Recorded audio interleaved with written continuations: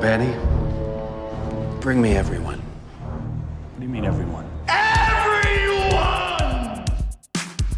I have come here to chew bubblegum and kick ass. Barry Manilow know that you raid his wardrobe? Let me explain something to you. I am not Mr. Lebowski. You're Mr. Lebowski. I'm the dude. No one is to stone anyone until I blow this whistle. You can't fight in here. This is the war room. Surely you can't be serious. I am serious. And don't call me Shirley. Lord, you can imagine where it goes from here. You can keep doing it, multitask. Yeah, I'm listening. Multitask. Okay, welcome back to the Zedos podcast. My name is Joseph Buchanan. Okay, getting straight to it. We have return guests here, and we have. This is an interesting dynamic now. We haven't had this dynamic of guests on for a while. Introduce yourself. Hi, I'm Guy. You got to say more than that, man. I demand more out of my guests. Like, what, you want my goals in life and shit? Yeah, man. Give us your goals. What's your goal in life? What's your? I'm only joking, mate. Yeah, so Guy, thanks for being here. Thank you for having me. No, thank you for coming, man. And introduce yourself. Well, I'm Salmon. I'm a sci-fi fanatic, and yeah, just like to talk a lot. Nice. You'll hear. And we have my other partner of Lethal Cunning, which is Sacha Allari. Cool. Yeah, and everyone knows what Sacha does. He's a filmmaker, podcaster. Quentin Tarantino Lover. And now at the moment, a feather flicker. Yes, a feather flicker. This is not a visual podcast, so you don't actually know what that means. Yeah. Some new sex games, man. Yeah, it's a Feather flicker. it's a new safe word. Okay, well, we've got a whole crack of. Is that your safe word? Safe word, man. Feather flicker. Oh no, it's a job. Feather flicker, man. That's where it's going.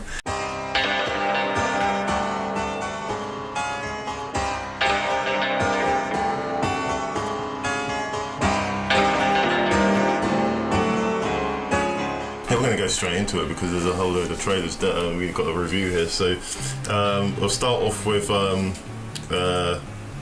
Sacha's personal best, and that is Thor Ragnarok. And I'm going to let you start off with this, Sach. Oh, really? Oh, Yeah. okay. I'm always starting, so I might as well let you start. Oh, okay. I fucking love this trailer, man. Fucking love the whole vibe. I like what the director's done here. He's just more or less done a modern day Flash Gordon with the soundtrack, and like he's just completely changed Thor and turned it inside out and made. He's got fucking the Hulk in it. It's got spaceships. It's got fucking medieval shit going down. Yeah. It's got Death in there. I mean, literally, Kate Blanchett is playing Death, which means we were right all along. Thanos is gonna entertain her because he wants to like fucking fuck her basically, and he's willing to like destroy the universe just for her because she looks like she's got similar interests in him, than him. So it must have like flicked a feather or two on Tinder and stuff. So you know.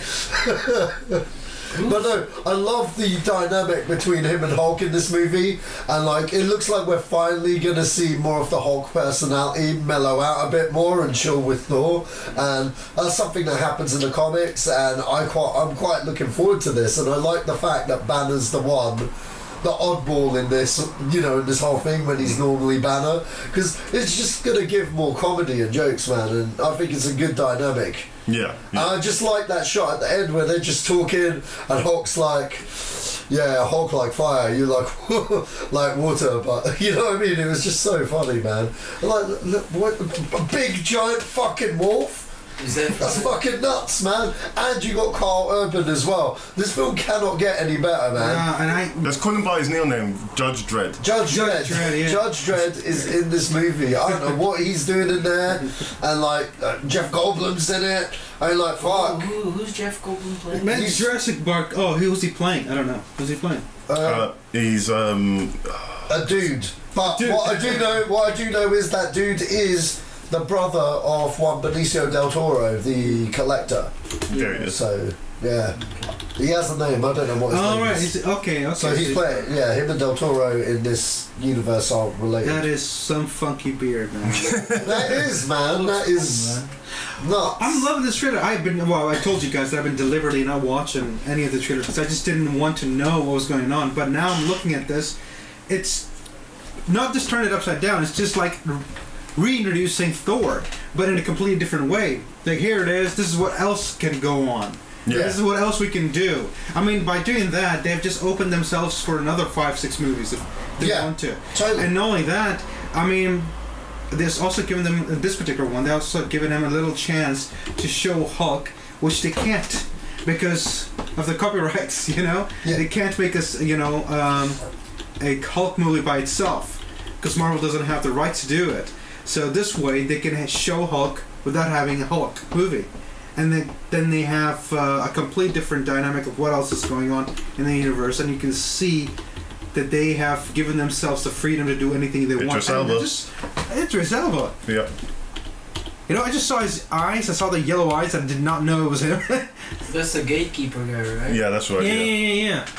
So, is he playing the same gatekeeper? Is he playing it's because Jeff Goldblum's playing the Grand Master. Right. That's his character name. He's brother of the Collector. Right. Their parents named their children the worst fucking names. Just saying there. Is the wolf thing like a crossover from the Twilight? No. That's a different Twilight.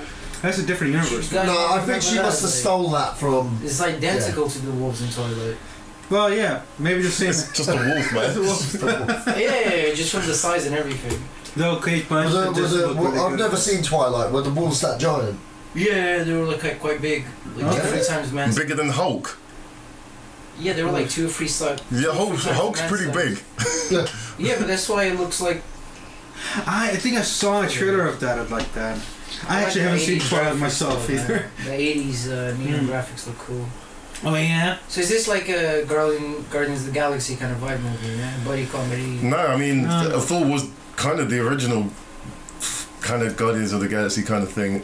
In terms that it was intergalactic, but I think they were Guardians, technically the Guardians of the Galaxy, because they were keeping the peace among all, as they say, realms, you know.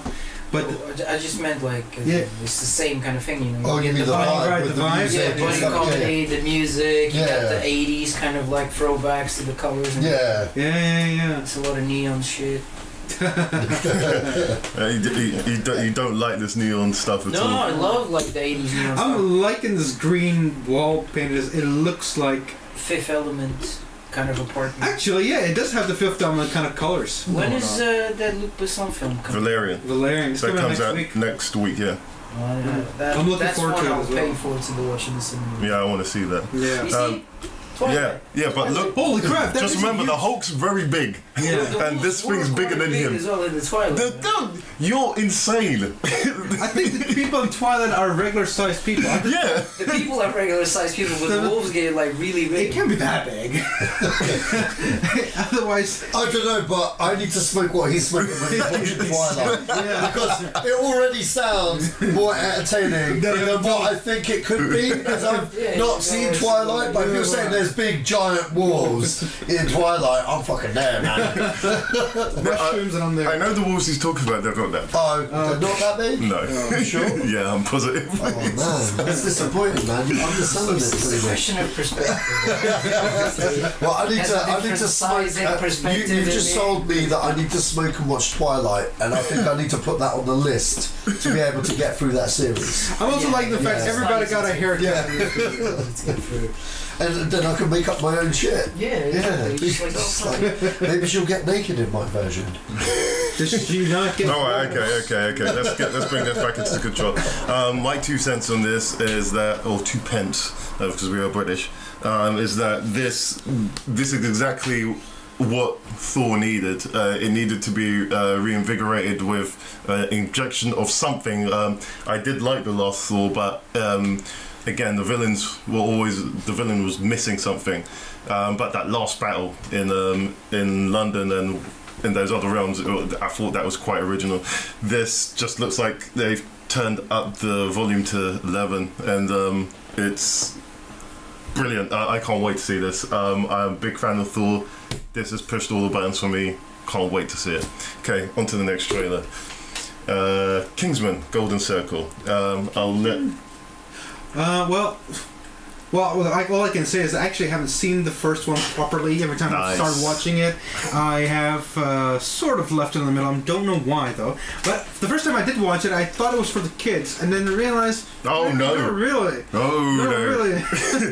And this is a Matthew Vaughn film, so it's super violent. Exactly. That's why I was a little surprised. Like, well, I thought it was for kids, but it wasn't. I thought it was like James Bond's for, like, kids. Oh, right. You know, that's what I actually got from the trailer of the original, the first one. Right. And when I started watching it, I was like, oh, no. In the opening 5 minutes. Oh, a lot of people get killed. Yeah. And it does have that vibe, though. I agree with you. It does have that vibe. Like, they're trying to reach a younger audience. No, the last one was at 18. Yeah, but just the way you perceive it. Exactly. It's like that. The trailer that came out was very, like, you know, PG-13, sort of a 12 sort of a, like, vibe of the movie, which... As soon as I started watching it, I realized it wasn't. But I never ended up watching the full thing. Or if I have, I don't know. Like, I don't know, because... Can't remember. I don't think the certificates or whatever they attribute in terms of age really defines who the movie's kind of... That's true. No, I'm just saying that you can't determine what a trailer will show you. Yeah. Because when I first... Not the trailer, the movie. I mean, No. Even then, I didn't. When I went in to see it, I knew what Matthew Vaughn was like in terms of a director, but I didn't know it would be as violent as it was, because it's super violent. It's like whoa, and it doesn't make any excuses to how violent it is. Okay, yeah, this is a violent film. Boom. Yeah. Good, deal with it. Yeah. Well, that's the thing. See, I didn't know who was made by. I didn't know why, what their aim was. It's just that I just saw it and I thought, okay, this may be for, you know, like a James Bond for a kid sort of thing. But I didn't get to watch it in the cinema. I watched it when it came on TV. And then I think the first 20 minutes or something I watched, I was like, oh, this is definitely not a kid's movie, and no wonder it's coming out after 9 o'clock. No, like, that's what I mean, though. When I was a kid, I was watching, like, you know, Die Hard, Robocop. Yeah, we all did. I'm talking about. What I meant, like, I'm talking about what I perceived. I'm talking about what I perceived off the trailer, not what it actually is, but what I perceived off the trailer. But that said, this particular trailer is showing this is going to be more kiddish. I think more fun. The violence is still there. Matthew Vaughn doesn't do PG-13. He doesn't do PG-13. There. So it's definitely. I think the only PG-13 films he's done is X-Men: First Class and Stardust. Halle Berry looks. She still looks good, man. But she's 50. 50. She looks awesome. That said, there are a lot of big names in this movie. Yeah. A lot of them. She looks like she could still play Storm. She could still play Storm. I think she could. Yeah. They should make it happen. I do like Mark Strong. Colin Firth. Yeah, a lot of big names. Well, was Colin Firth in the first one? Yeah, he was. He was, right, yeah. And Samuel Jackson was there. Samuel Jackson. Yeah, that's it. He was the new vibe bad guy. No, right, yeah. He was like the new vibe bad guy, isn't it? A new vibe bad guy? No, like a new vibe bad guy. As in a guy with a new feeling, like a different type of bad guy. He was trying to be like a sort of modern Bond villain. Yeah. He had shades of that, yeah.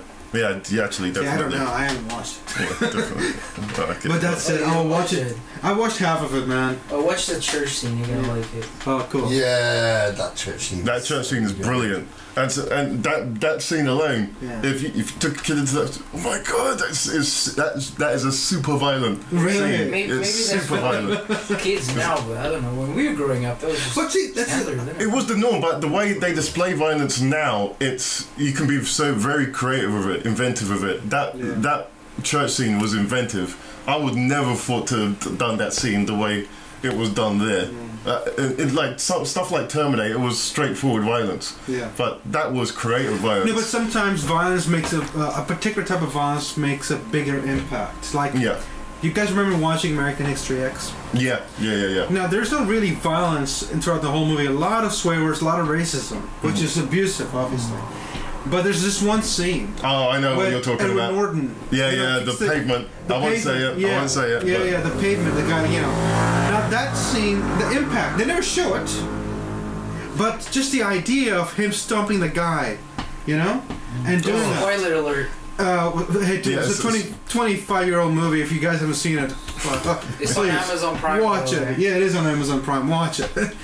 But see, I know what you mean. It's like they put the idea of the acts in your mind without showing it. Exactly. And that's why I prefer the older films, because they just show it. If it's darker and grittier, like you kind of exactly that. Yeah. They put that idea and then you come up with the conclusion of what kind of happened. Yeah. And what's Your imagination hiding takes and a bigger nowadays jump. everything is like a lot more clean cut and visible. And, your imagination does take a bigger jump than usually what is shown on TV. But this is why I said if you're inventive with the violence, because that church scene was the most inventive.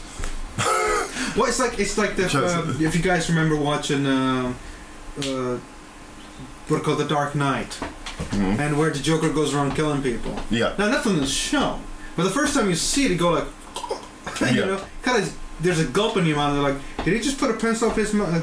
You know, the guy's mouth. His eye. Yeah. When he slams him down, and when he supposedly had cut the guy's cheek, and so on and so forth. Nothing is shown. There's not even a spot of blood. In your It was about the idea. It's a good way of doing things. Yeah, but they don't do that in the first Kingsman. You see. Yeah, because it's at 18, you might as well live up to. If you're going to get your film certificate at that much, you've got to pay dues for it. It's like if Terminator was at 18 and you didn't see any violence in it, so what? How was that an 18? Yeah. Why did it warrant that certificate? But maybe the story could be quite. But that's sure. I'm separating the story from what you see on screen. What you see on screen is supposed to push the story. In terms of, and I'm saying that because I'm getting into a very different area here, but in Kingsman and that first one, that church scene was inventive and it was necessary to depict what that character was going through at that particular time. So it's. But you know the same thing happened. Like a lot of people were watching this. What was the other book that had 3 movies with Jennifer Lawrence in it? What was it called? Hunger Games. Hunger Games. Yeah. Now the first one is where like 13-year-olds are stabbing each other. Yeah. Not exactly a PG. I mean, it's a PG movie. Yeah. But it's not exactly kid friendly, is it? Oh, okay. I've got to bring this back because we're going offline. All right, let's go back. What did you think? Kingsman, fucking loved it, man. I loved the introduction of the statesman. Yeah. Jeff Bridges being the head. Who else? You know what I mean? Like that's genius. Yeah. Tatum Tatum looks like he's obviously having fun there. Halle Berry, like you guys said, girl still got it. Just straight up. I saw the panel at Comic-Con. There was like rumours in the tabloids that she was pregnant. She just grabbed a big, massive like whiskey. Oh, and chugged it. And just chugged it. And she goes, "Am I?" Just like literally, just like proved everyone wrong. And I was impressed with her drinking skills at her age, man. I was like, shit. That hurt. Come on, 50, man. That's I can't do what she did. And you're younger than her. I know, man. She rock on, Halle. I can't wait. The fact that Matthew Vaughn is back in the director's chair, I didn't think he would. I thought he'd do what he normally does, like direct the first one and produce the sequels. Right. Because he did that with Kick-Ass, but like obviously Mark Millar, who's the producer and the creator of both Kick-Ass and Kingsman, because he's for those that don't know, Mark Millar is a comic book writer. He actually wrote the Ultimate Avengers run, which eventually became the actual movie. Wait a minute, did he also write Sin City? No, that's Frank Miller. Frank Miller, Mark Millar is the Scottish bloke who's now a movie producer now. The Miller can't be. Seriously, and the biggest Superman fan, I might add. Seriously, he actually went to the WB and like pitched them a Superman movie, but they said no because you wrote for Marvel. All right. Yeah. So I'm like, wow, they fucked up there, and this is before they even made Man of Steel. so like, and he was like, fine. So he was like, fine, I'll make my own movies instead. And he did Wanted, he did this, but he's a producer. Yeah. Now what I like about Mark Millar, he totally gets that. The movies are the movies. Elton John's in this movie. I'm sorry. Yeah, I just got what I jump to you.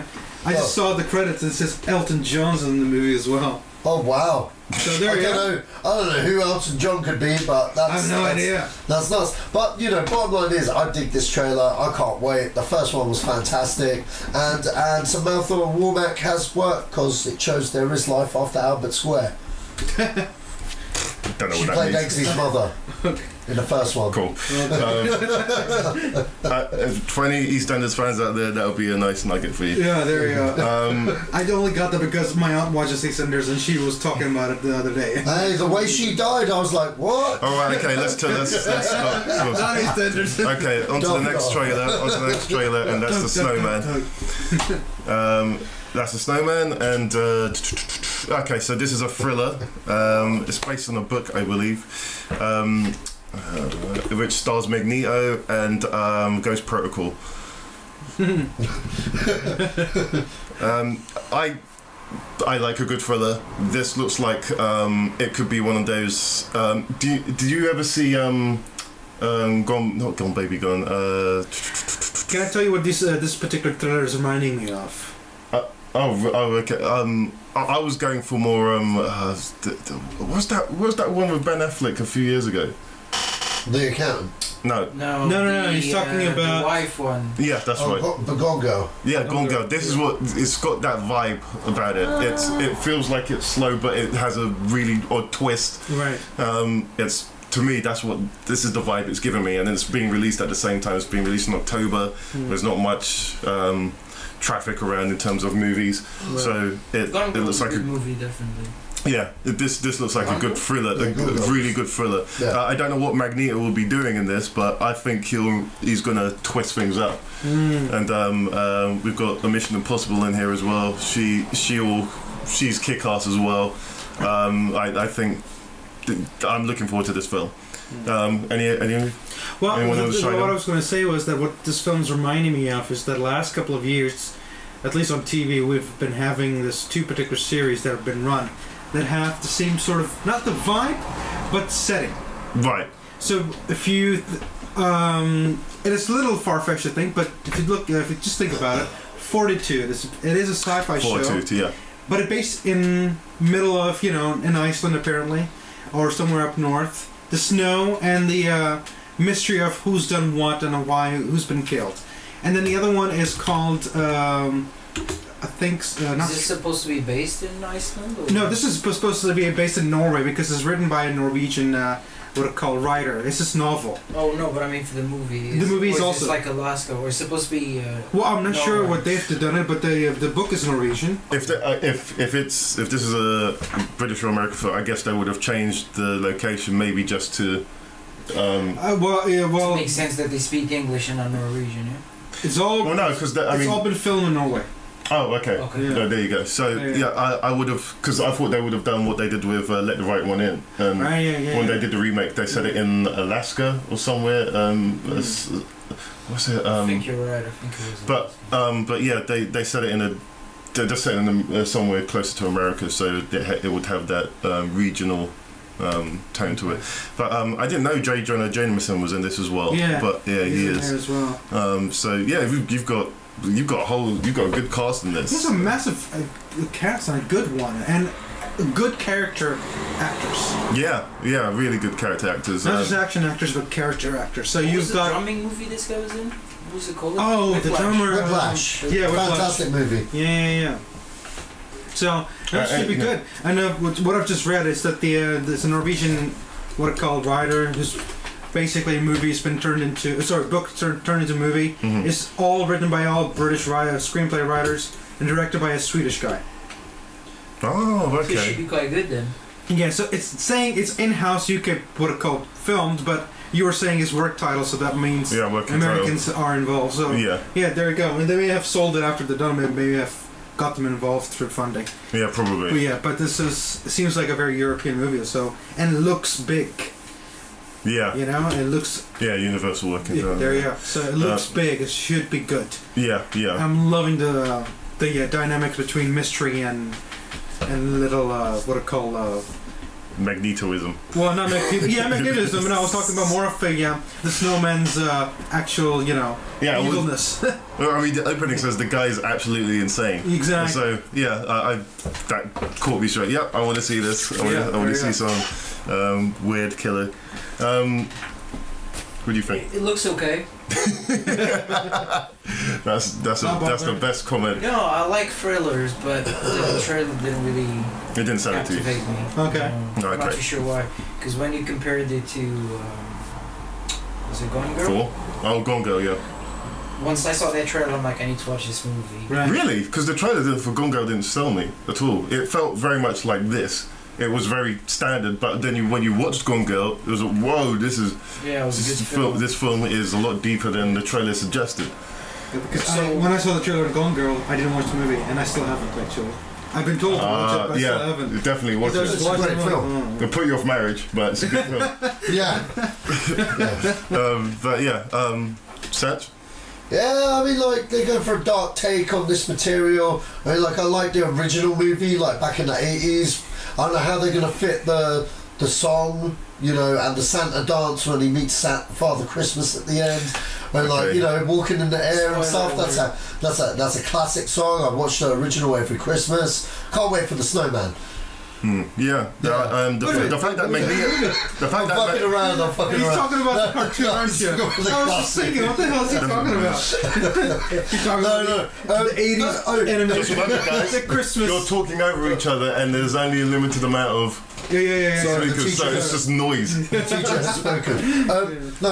All honesty, I'm quite looking forward to this. I see it's done by the same director that did Let the White One In and Tinker Tailor Soldier Spy. Oh, right. Yeah, so I love that I love both of those movies, and to be quite honest, I know the trailer didn't do anything for you, my friend, but for me, I love a good, detective kind of thriller, and opposite to you, also, like, I love the Gone Girl trailer, and I love Gone Girl. Gone Girl's like one of my favourite. Well, I actually can't say anything about Gone Girl itself. I haven't seen it. Oh, okay. It's just that when I saw the trailer, it didn't really do anything to me. So I felt the same. It felt like this. It kept everything for the film. So when you saw the film, you went. It was a big surprise, and you could tell. I mean, no one expected the film to be that good. I mean, they expected it to be a thriller, but it was. That film did better for a thriller for when it was released than anything at the time. So that goes to show that I don't think the trailer sold it as much as it could have, because the opening weekend would have been a lot higher for that film if it did. But anyway, it did lose out then a bit, I guess. Oh no! Well, I mean, it kept gaining. It built up. Yeah, it kept gaining popularity week by week by week. It was like, you got to go see Gone Girl, and that's all anyone ever was speaking about. For word weeks. of mouth is predominantly the only thing that we all listen to, really. Because the amount of marketing is done these days for movies. You just go like, I'll see if somebody tells me it's good enough. Yeah. Go. Yeah. But I mean, I think what trailers are there for now is just to give you some consciousness that this film exists. Yeah. But sometimes trailers give too much, and you sit there go. Then again, you hate as well if they give too much. Yeah. It's like I've seen the whole movie, so it was in the trailer. Yeah. Well, yeah. That was a trend. It's the reverse, right? If you see the trailer and you think this movie's gonna be awesome, yeah. You watch the movie and then it's just like all the good bits are in the trailer. Exactly. That's what I'm saying. Like, damn, that's deep. But then it just means the movie wasn't good enough. Yeah. Okay, moving on. This trailer is The Shape of Water. This is a new one from Guillermo del Toro. And this, I will say, I'm going to keep my review on this very short. It feels very much like his older films before, when he was getting into, his first few films. It feels very much like The Devil's Backbone and, what's the other one? Looks like Hellboy. Yeah, a little bit. Are you talking about the He's talking about the creature. Yeah, same here. That's right. Not the creature itself. Just if you look at the base, like the scenery and the lighting. And it's Guillermo del Toro. Yeah, it's Guillermo del Toro. But then Pan's Labyrinth was like slightly different, wasn't it? What was the other movie? I guess. The one with the lights. The one with the lights. You lived in the city underground. Oh, are you talking about? Like they kept having the blackouts and stuff like that. I don't know what that is. Blackout. They didn't realize that they were living in like a subterranean city. I don't think that's his movie. I know which one you're talking about. So the one with Bill Murray? Huh? No. No. He's talking about. Oh wow, I love that movie. It's just got the exact same. It's called something City. It is Dark City. Is it Dark City? Dark City is by someone. That's by Alex Poyers. Yeah. That's what I'm saying. It's not by him. It's by somebody else, and the movie's really good, and it's quite different. But yeah. It's not by him. On level, everyone should watch Dark City though. Yeah. Fantastic. Is it called Dark City? Yeah, Dark City. Yeah. Has it got Kiefer Sutherland in it? It's got a scientist in there. Does he look like Jack Bauer? Do you know who Jack Bauer is? From 24. Right? Yeah. That's Kiefer Sutherland. That's the guy that was in Dark. This creature is not from. Oh no! It's got nothing to do with Hellboy. I know, but it looks so much like it. Yeah, it does. Yeah. It does. But again, just the way the trailer's laid out, it's very much like I don't know if anyone's seen The Devil's Backbone, but that's just what it's got, that kind of aesthetic. But this is classic Guillermo del Toro. It's down to the aesthetics, down to the eccentric character that just so happens to be able to communicate with the other eccentric character. Sure, exactly. I don't. There's again not much I can say about this other than I'm intrigued. I'm always intrigued. In by order to films. basically, you can describe it as a bit of a fantasy gothic style of a movie, which you sort of get from the Crimson Peak. Was it called Crimson? Crimson Peak, yeah. Yeah, Crimson Peak sort of a thing, but that's quite different story, obviously. Mm-hmm. But what you can get is the atmosphere. Yeah. It's more or less not the same, obviously, but a similarity. Yeah. So that you can, if you like that sort of thing, then go for it. It's like how Edward Scissorhands. Who's done it? I think this will be far darker than No. I'm talking about the director itself. Oh, right. What's his name? You're talking about Tim Burton. Like he has a signature. No, like he has a signature on his movies. It doesn't have like a Tim Burton feel. No, I'm not saying that it has. Oh, you mean I'm saying the way Tim Burton has a signature, a feel in a lot of his movies. This is what I call Altoro's what I call signature. Kind of like a reverse. That's reverse engineering, but like. Yeah. It's like new, really advanced technology using like old parts. Yeah. That's this was my favorite. I think it's because of One Full Look. Oh right, okay. I would never have thought that. I really like this trailer myself, actually. What did you think? Yeah, I think it's a very Del Toro kind of movie, but mind you, you know what? There's always talk about Del Toro should direct this franchise and that franchise. No, he is such a visionary. I'd much rather see him do films like this. His own kind of films. His own films. Because you know what? Like, what was his last film with... Crimson Peak. Crimson Peak was amazing, man. Mm-hmm. I really enjoyed the shit out of that film. And you know what? Like, this looks good. I like the fact that the main lady there... You know what I mean? Is deaf and speaking sign language. Not deaf, she's mute. And she's mute. You know what I mean? Like, that's fantastic. Because, you know what? Hollywood wouldn't make that movie. They'd be like, well, why didn't you fucking talk, man? And give us some words, give us some dialogue. The funny thing is this producer from New York? No, man. I'm trying to sound like Harvey Weinstein. The curious thing is she is not deaf, but she is a mute. An impersonation of him. Yeah. But oh no, man, it looks good. Did anyone ever play PT in this room? Yes. Okay, so PT is playable teaser. It was Silent Hills. Right. So him and Hideo Kojima teamed up to make to reboot the Silent Hill franchise, and it was just a guy walking around in a room that the deeper that you went into the circle, the more fucked up it got. And by the time you got to if you went in like five circles deep, it was simple. It was just a simple teaser game, and you just have to solve the mystery essentially. But the further you went, the more fucked up everything got.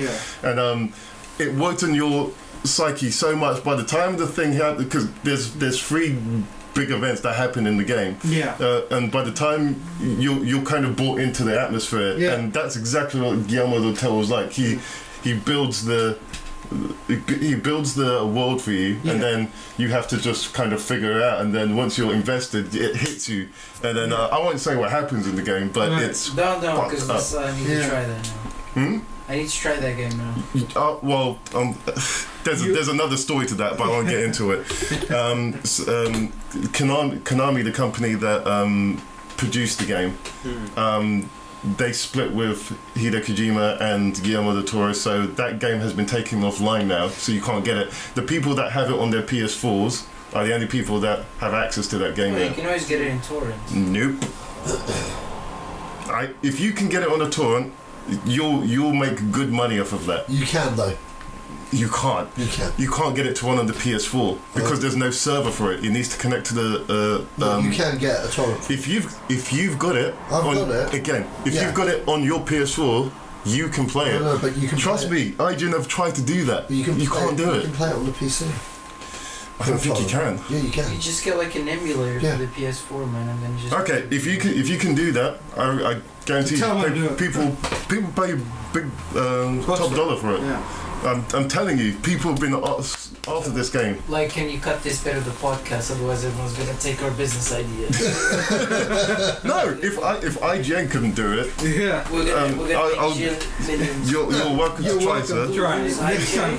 So what? Who's IGN? IGN. It's a website. Yeah, they've been trying. Right? It's a gaming. It's a game and film website. Those guys, the more they get paid, the higher is the score. No. Trust me, they tried. And this game is this, and this game 8 out of 10. Okay. That's their reviews. Like, yeah, the story was really boring. There was no character depth.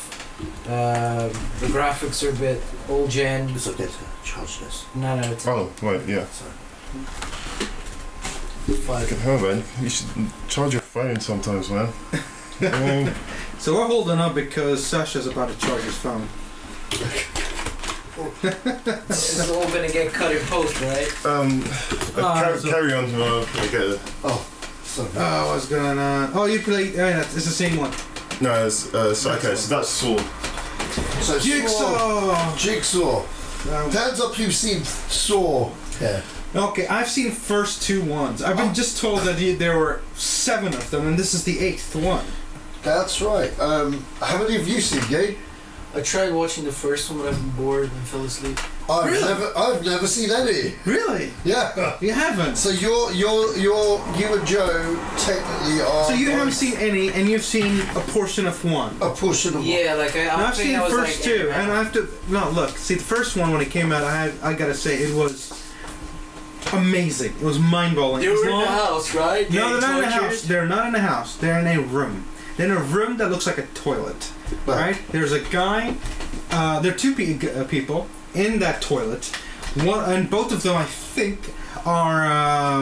Because I can't remember. This has been so long. I think it's about 15 years ago or something. No, I was just kidding because all of them, they're always in a house being tortured. Like, sorry. No. But this one, I think it's just a room. They don't know where they are. Yeah, but I remember like a bit of the end or something. They're like walking out. Like yeah, well, the first one, they walk out and it's basically a warehouse. It's not even a real house or something. Like that, yeah. And they come out, and they both are tied with chains, I think, around their ankles or something. And because I remember, I think I was kind of waking up towards the end. They're like, I saw a little bit, and I was like, I don't care. I went back to sleep. They themselves are waking up. They wake up and they find themselves what they call attached to the wall with a chain, and then they get a bunch of weird, what I call demands to do in order to save themselves or each other. They gotta kill each other and stuff. Something like that. Yeah. Basically, at the end of it, they basically get a saw thrown at them. Was like, the bad guy cut yourself or cut the other one? Sorry. Was the bad guy like a surgeon? I don't know because the first 2 movies don't show the bad guy. Oh, I thought it was like speculated or something. No. Like, Nobody knows. Nobody knows. That little statue thing that you see in this Jigsaw, what I call, trailer here. Funny enough, though, when I saw this trailer, I didn't even realize this trailer here, that little, what I call, little dummy thing doesn't even show up in the first one. It shows up in the second one. You just hear the voice. Yeah, and the voice, you can hear it like what I call like someone's trying to disguise their voice, right? And you can just hear it, and that's the voice that's telling those 2 what to do. So you have the second one, which is, I think it was okay. The first one was brilliant. Then it kept on going. Now it seems like they're trying to reintroduce this, and this time it's a bigger cast. I'm not sure the cast of 3 through 7 was, and how many there were, but in this one there are a lot of them. And it seems like there's so much of it's like it feels like there's going to be a serial killing going on non-stop. So I'm not really sure where they're going with this, but it looks interesting. But I'm not going to spend money to go and watch it. I'll probably watch it when it comes out on on DVD or something. Yeah. For me, I gave up on Saw on the 4th film. I thought, okay, this is getting ridiculous now. Because is it the same thing over and over and over? So spoilers. The main character dies. The Jigsaw character dies, and there's a tape in his head. Right. So they take the tape out of it. How would you get friggin' tape in your head? Sorry, that's ridiculous. Something I was asking. What part is this? What part is this? Was the bad guy? Part 4 when he dies. So he dies of cancer. I've only seen 1, 2. Oh. Yeah. See, in this, Sacha hasn't seen He any. He won't watch it. And he's seen like portion of 1. So was the bad guy like a surgeon or a doctor? Because I thought that they pointed that. I can't remember what he was, but I know when he got diagnosed with cancer, he kind of switched, and then he just started torturing people. Yeah. Getting them to kill the other one or something. Yeah, well, he started off with 2 individuals at first, and then that got dragged on to the second film, which was like 2 weeks after the first film ended. Yeah, and then it kind of went crazy from there on. Yeah, but this trailer is also showing a lot of craziness. I mean, they're not just one room. There seems to be like 10 rooms. Yeah, there seems to be a lot going on. Killed. And people are not sure. And there's Laura Vanderbilt. She's Supergirl from Smallville. So is this like probably one of the survivors that lost their mind? And it's Supergirl from Smallville, isn't it? Yeah. No, I don't know, because I didn't watch to the end of the last films. Yeah. So in my mind, when I saw they were going to reboot the series again, I thought, and they were calling it Jigsaw, I thought, oh, okay, so they're rebooting everything. Yeah. But no, they're not. It's essentially they're mentioning him. Yeah, it's Saw 8. They're saying he returns. If he was dead, how does he return? I think the last good slasher that I saw was Voodoo? the one that it was like this creature that only wakes up every 7 years or 20 years. Jeepers Creepers. Oh, I love that movie. I don't know why. A good slasher, man. That Jeepers Creepers came out at the same time that the first Saw came out. Yeah. What was his name? The actor in it? The one who did in Jeepers Creepers? Yeah. I can't remember. I've only seen it once. He did Dodgeball, and he did. Yeah. He did Dodgeball. He did. What Vince Vaughn. Die Hard. No. Justin Long. No, Die Hard. Oh, yeah. Justin Long. Okay. He's funny.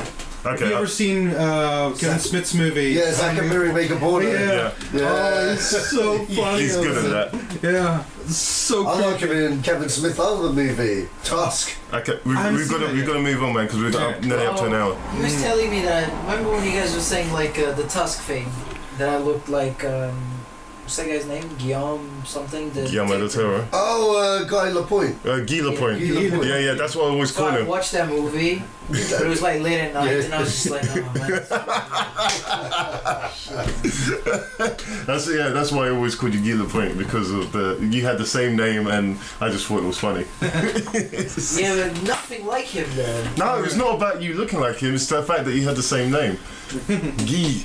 Anyway, on to the next trailer, and this is Justice League. I'm going to let everyone else shout off on this, so go. Go, Sash. Someone else go before me. Flash, I like that the Flash is in. Cool. Yeah. Because if that's the best thing you like about the trailer, that's awesome. Like a Flash movie. There is no Flash movie. There isn't any. No, there is. Was there? Okay, let's not go. We're going to go 2 levels deep into that. I just want to talk about this trailer. Yeah, okay. Yeah, so it's cool that the Flash is here. Mm-hmm. I can't remember how Superman died in the previous. Yeah, no, who cares? Yeah. They keep talking like Superman's dead the whole trailer, but I was like, I can't even remember how Superman died. Yeah, I wish I had your memory, because I tried to erase how he died. Oh, I unfortunately have that embedded in my head. Yeah, so do I. A little shit in my head, but who cares? The thing is, he will show up at the end of this movie. So simple. Yeah. Man, why you gotta ruin it? No, he's in all the. They've ruined it themselves. He's in all the posters and everything. He's in everything. I found it really funny. They put it, they put it there. What's the actor's name? His name is on the billing. He's top of the billing, and it's like, why'd you put his name there? You shouldn't have. They're stupid. They have no mystery about anything. Yeah. I love if he doesn't. I love if it was there as promotional shit. No, if there's Green Lantern and the fucking Lantern Corps that show up at the end, and they'll be like, fooled you. They'll be like, what? So Karen, what do you guys think of it? I'm liking the trailer. I have to admit, I'm not liking a lot of these costumes.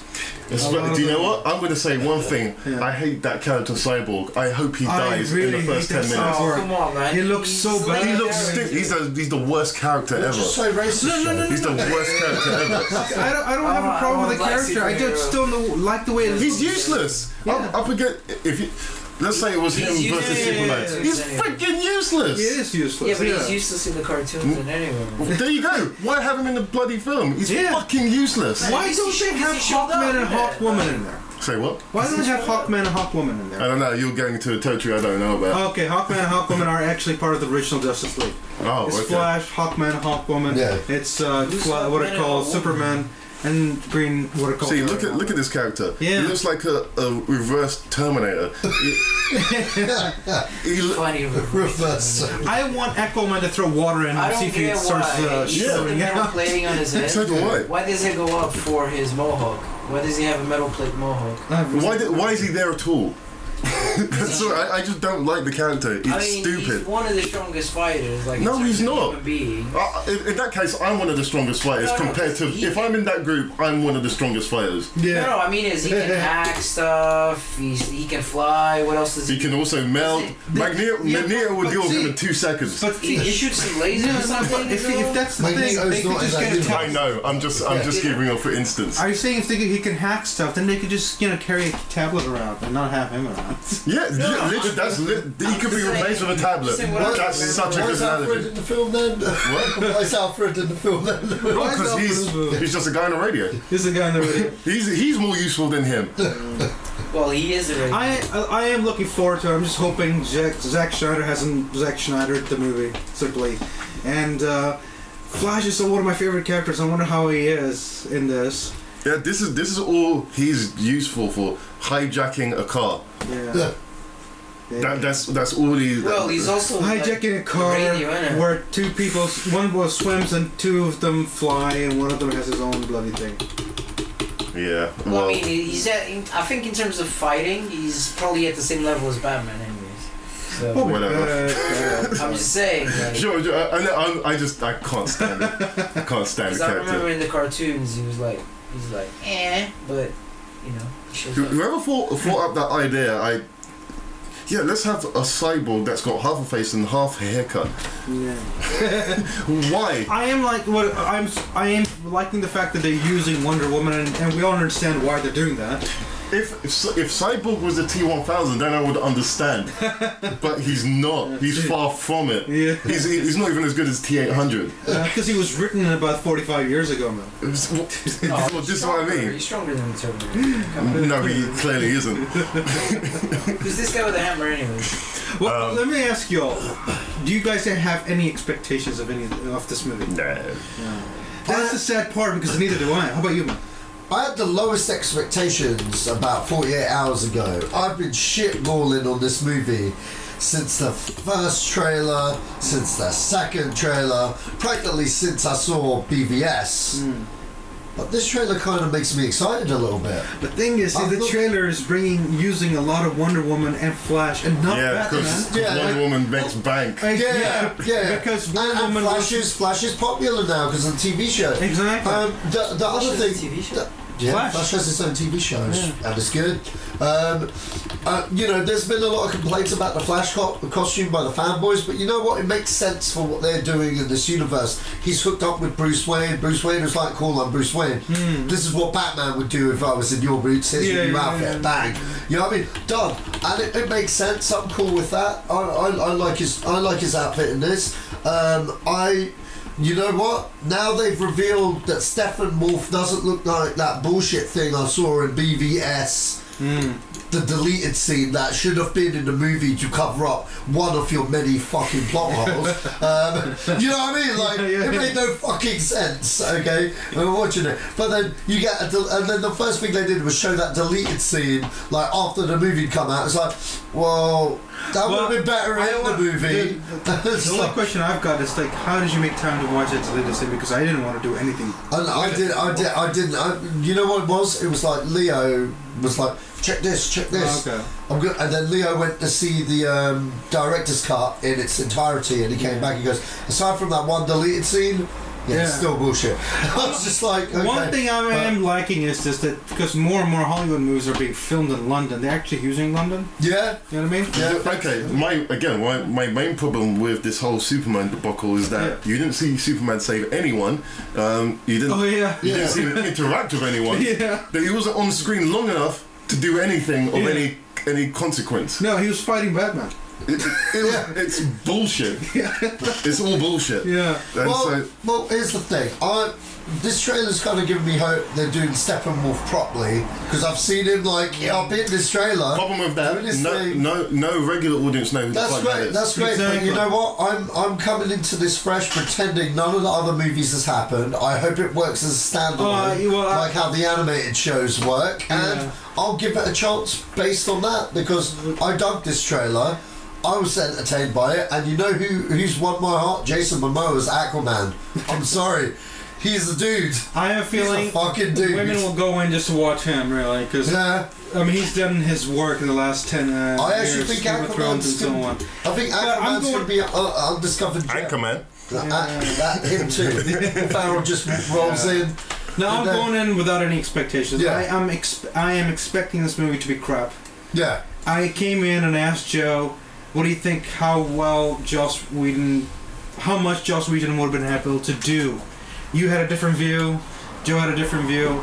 So I'm still back to zero. You've got to understand though. This is very much a Zack Snyder film, regardless whatnot. He hasn't been replaced as director. Yeah, I know. He's just taken the back seat because of the tragedy that happened to his family. Yeah. Okay. I don't want to get into that because we're up to an hour now. Yeah. Let's move on. Yeah. But that said, I'm going in with basically nothing. Nobody no likes it. Next one. No, the trailers. I like it. It's fine. But the whole this world that they're trying to build, it's fucked. Yeah, nothing makes sense. There was no platform for no foundation for it to go. It's very inconsistent. Yeah. If you go from one film to another film, it's like, okay. So just like, okay. So doesn't make any sense. No. But yeah. The trailer looks brilliant. I must just say, the trailer looks fun. It's got a lot of people, a lot of action. But the problem is, they tend to be just a lot of people, a lot of action. No dialogue, no story, and usually just go to, why did you just do that? All these movies are like that. Yeah, you are right about that, man. That is sad, isn't it? You should sit down and watch them. You're done. No, you see, I get angry because I paid for the stupid thing. Well, okay, so this film is Ready Player One. Ooh, right. Ready Player One.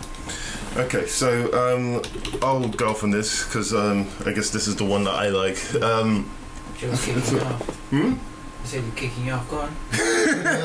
So I'm gonna go on this. Yeah, I really like this. For me, this has cemented Steven Spielberg as a spectacle director. He's pushed his own boundary of what he can do visually.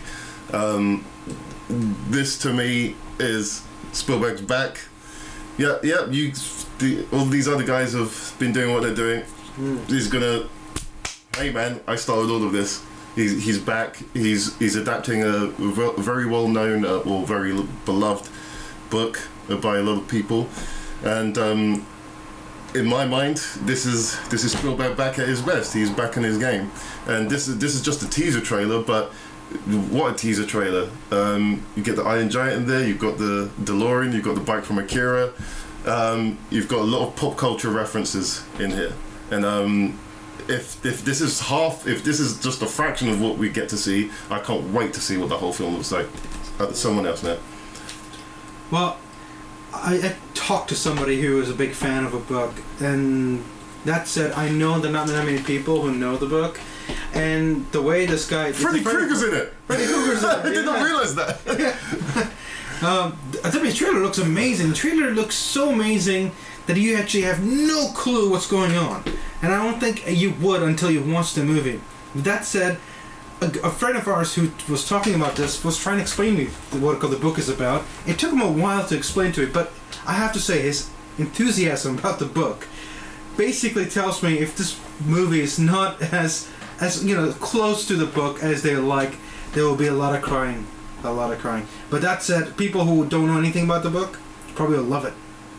I mean, look at I've never seen Spielberg do any of this action like this. No, it's he's trying what I call it's very much like a Luc Besson type of. No, Tintin's action's nothing like this. It's amped, but there's so much going on in the frame in this film, in this trailer. It's insane. And Spielberg has upped his game in terms of what he can do visually on screen, and that's why I'm excited about it, because he's been out of this game for a while now. The blockbuster game, yeah, ever since, I would say, what was that one with the aliens and... I was going to say Indiana Jones and the Kingdom of the Christmas. Even that. Holy crap, man. Even that, I would have said... War of the Worlds. Yeah, War of the Worlds. He's turned his volume up to 11, as far as I'm concerned, and he's back. There's a lot going on in this. The bike is different from the Akira game. But that said, if you watch... It's that one. It's exactly the same shape. Look at the Akira bike. It's exactly the same shape. If there was a real-life interpretation of that bike, it's that one. Well, that's it. You have to watch this trailer a few times. I made it at school. I know what it looks like. No, I just meant... are they making an Akira film, right? No, they're trying to, but it's not happening. After Ghost in the Shell, I think they're going to be... Oh my god, I watched Ghost in the Shell. Ghost in the Shell was good though, man. Visually it was beautiful. Yeah, it's visually good, but it doesn't even touch 1/8 of what that story was. They chopped and changed that and tried to dumb it down basically they thought the audience wouldn't understand that storyline, and they tried to dumb it down a lot. Yeah, and that's the problem.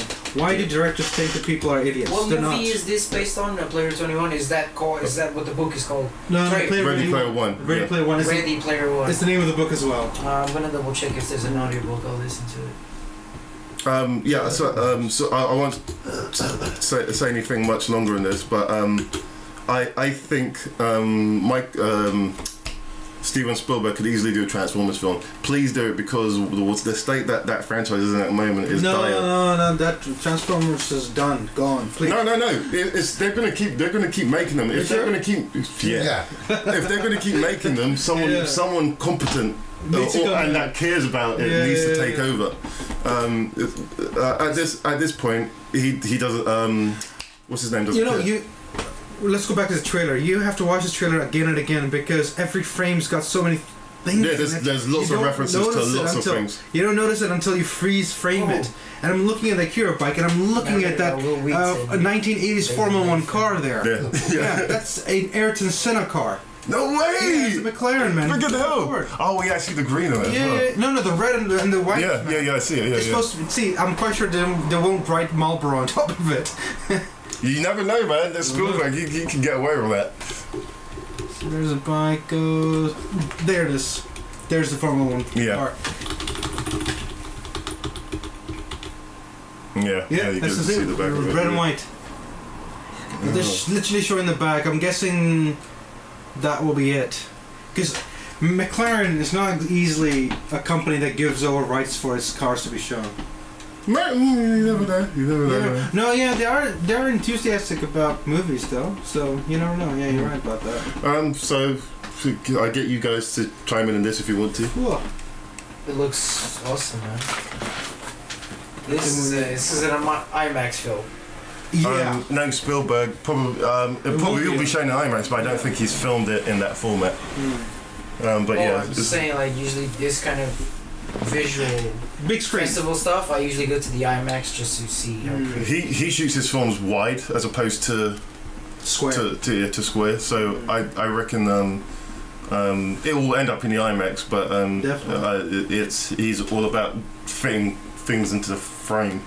So yeah, we'll see. Okay then. It's a lot. Yeah, it's fun. If no one else has anything to say, I will finish this and what was the last trailer? Last trailer is The Disaster Artist, and again, this is one that I'm looking forward to. I guess me and Chris, Chris being our mate, being your mate, will be the one that's proper into this. Him and Uzi just they're having a field day with this. To be honest, I'm with him, man. I love this movie. I love this that guy. I can't remember his name. No. The actual. Oh, the actual actor. Yeah. He's different. Do you know he's got a gaming review show on YouTube? He just reviews games. Really? Yeah, he just reviews games, man. He's insane. But where is he from? Do you know? I'd like to say he's Dutch, but I could be wrong about that. Chris will definitely know. Yeah. But I'm looking at the cast of the show. Every cast member is that member of the cast of every comedy movie who is not just a nerdy, but quirky and like one-liner and just walk away sort of a thing, you know? Yeah. And they're all standing next to each other in this frame. I didn't hit her. I didn't hit that girl. I did not hit her. Yeah. Oh, hey. I'm just loving the fact he shows up with a bottle next to him. Yeah. And then he throws it like... It's just the way he throws it as well. It's so wooden. It's oh, hey, Mark. But that's why I said the way he threw it, it reminds me of the actual real guy, because he used to move like that. It was weird. Like he's got... His elbows are stuck to his body. Yeah. Yeah, so anything else to say? No? I'm just hoping this is not like the end of the world movie. Decent, so this is a very different beast to the interview, man. I know, I'm just saying Seth Rogen and James Franco, like when they're together, I don't know, usually they go a little crazy. No, it's good. Usually it's good. Like when they're together, the movies are good, but they aren't. This will be cringy. Yeah. If you're not, I reckon if you're not in the joke, you're not really going to get it. Yeah. Because this film is about if you've not seen The Disaster Artist or read the book about it, it's kind of an in joke about in joke. So it's. But that's a hard thing to market, isn't it? Yeah, but I think just because that scene alone is quite famous. Yeah. Oh, hey, Mark. It's one of the most famous scenes out of that film anyway, out of the room. So I would say that again, people who see this trailer will get it. Yeah. Instantly. Have they done it themselves? I actually don't know who's what it called. Writing, directing, all. Oh yeah, it's James Franco. Oh, he's in it. And Dave Franco and Seth Rogen. They wrote, produced, and directed. Oh, okay, there you go. So yeah, the three amigos. Yeah, they're all in it, man. They've gone all in. How many people do you think are going to watch the original film now? Not that many. I reckon from off of this, if depending how it's marketed, I reckon people will go watch that, then watch this, or on the reverse. But it's. I never watched the movie. I've just been exposed to the memes and the You need to watch the film, man. You need to hammering by Uzi and Chris. Dude, you need to watch the film. This guy. You need to watch the film, man. Today. Yeah, you need to watch it, man. That's freaking awesome. It's really What's the name of the original film? The Room. The Room, yes, that's it. It's just like really slow and kind of. It's quirky, man. I'll try. It's quirky. I'll get loads of food and just sit there eating and watching. You know what I'll do is what I'll say is that get a drink in your hand and sip every time something makes you cringe, and by the end of it you'll be laughing because you're just like, what is wrong with you? Who told you to do this?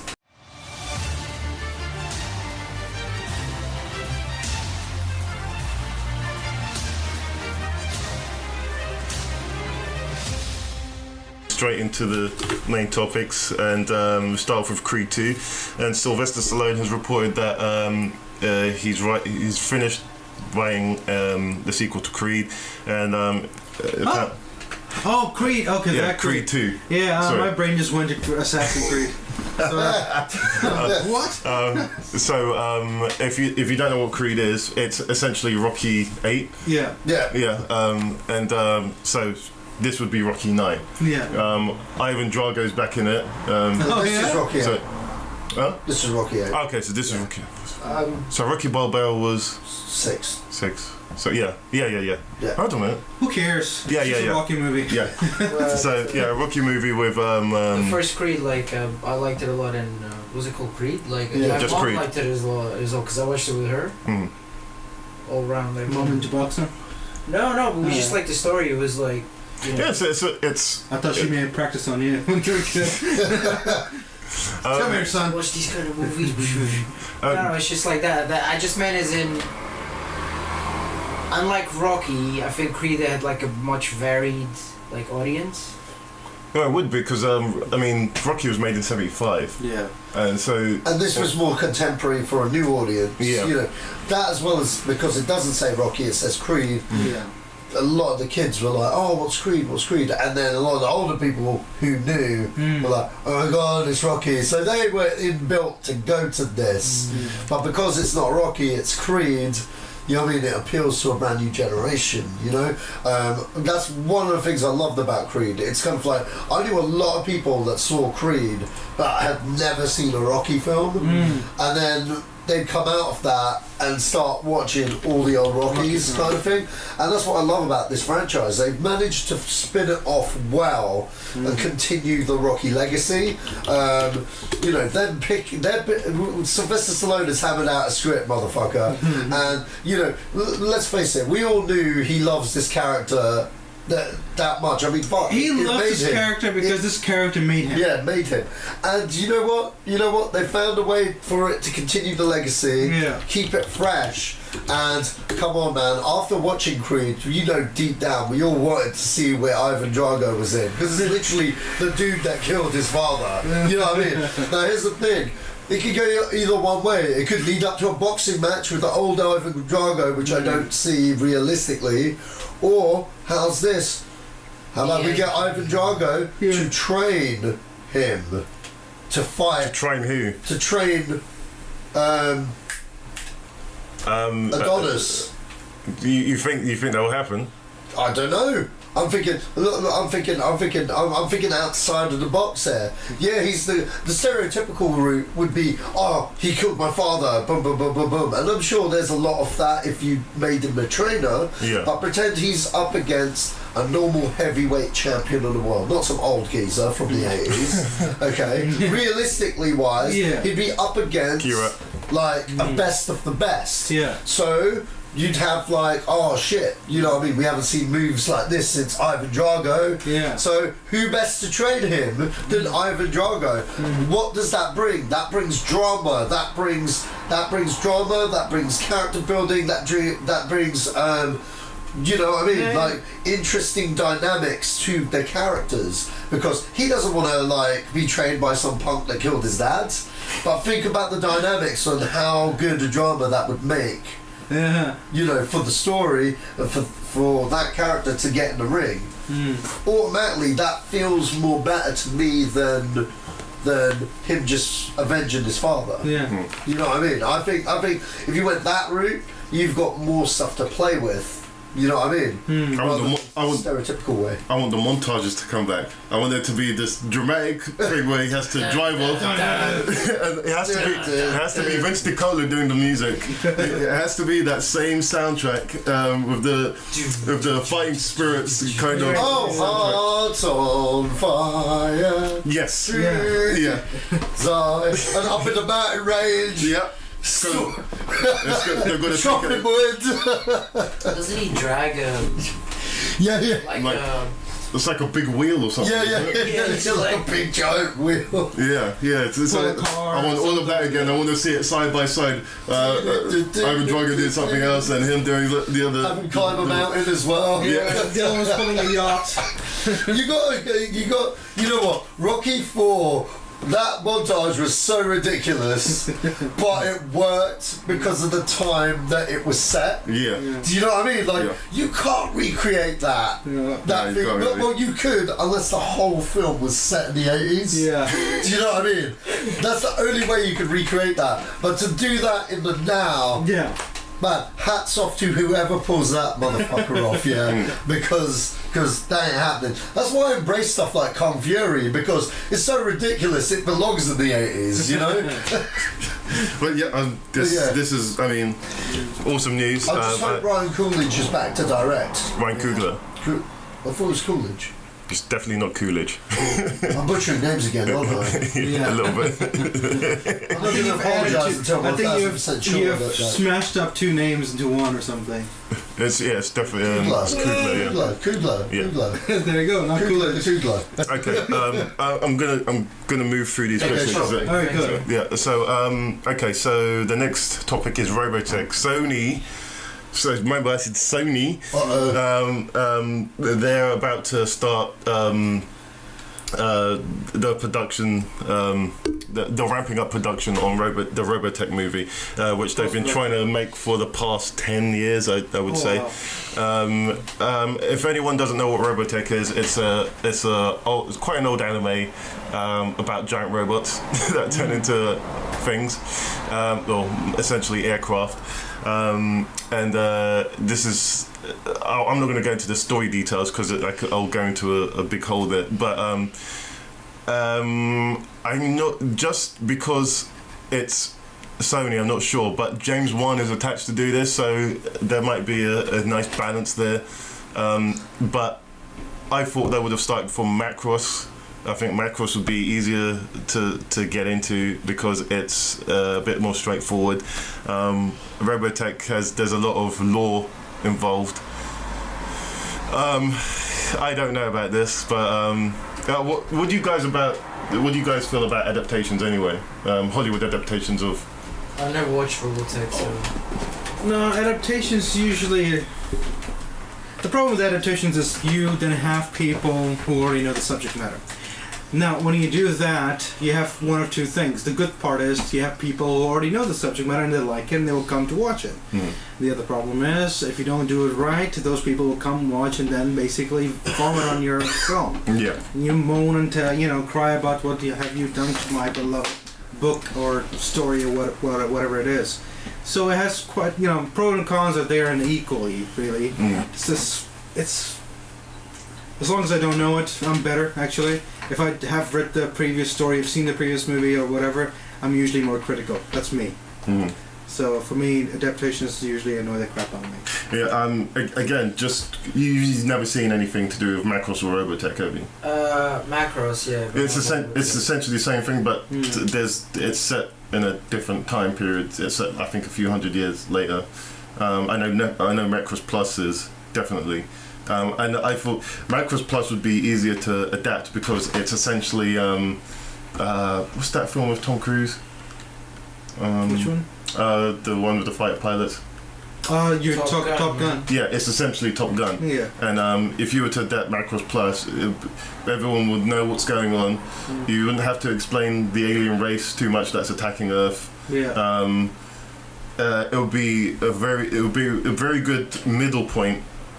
Because then you could explain the lore with the next films onwards. If you keep it kind of grounded with just you've got these transforming fighters that they had to develop because of these alien attacks, yada yada yada. Explain that. Then it's just about the two pilots and their rivalry. There's a love triangle in that, and boom, it's so easy to do. I don't think doing Robotech is the way to go, but what the fuck do I know? Yeah. But yeah, again, just because you haven't seen it, I think you would be a perfect barometer when the trailer comes out to see if you're interested. It's interesting. Yeah. Perfect guinea pig. Yeah, you're a guinea pig. The only like he was saying in terms of adaptations is they try and compress too much story usually into the first movie. And usually that's what kind of messes it up. Yeah. They should take their time and should do what Preacher did. First season was just explanation of the story. From what I understand, because other than him, I know another guy that reads that religiously, and he said that them setting it before the comic is started. Yeah. He finds that for a regular audience. who's watching it.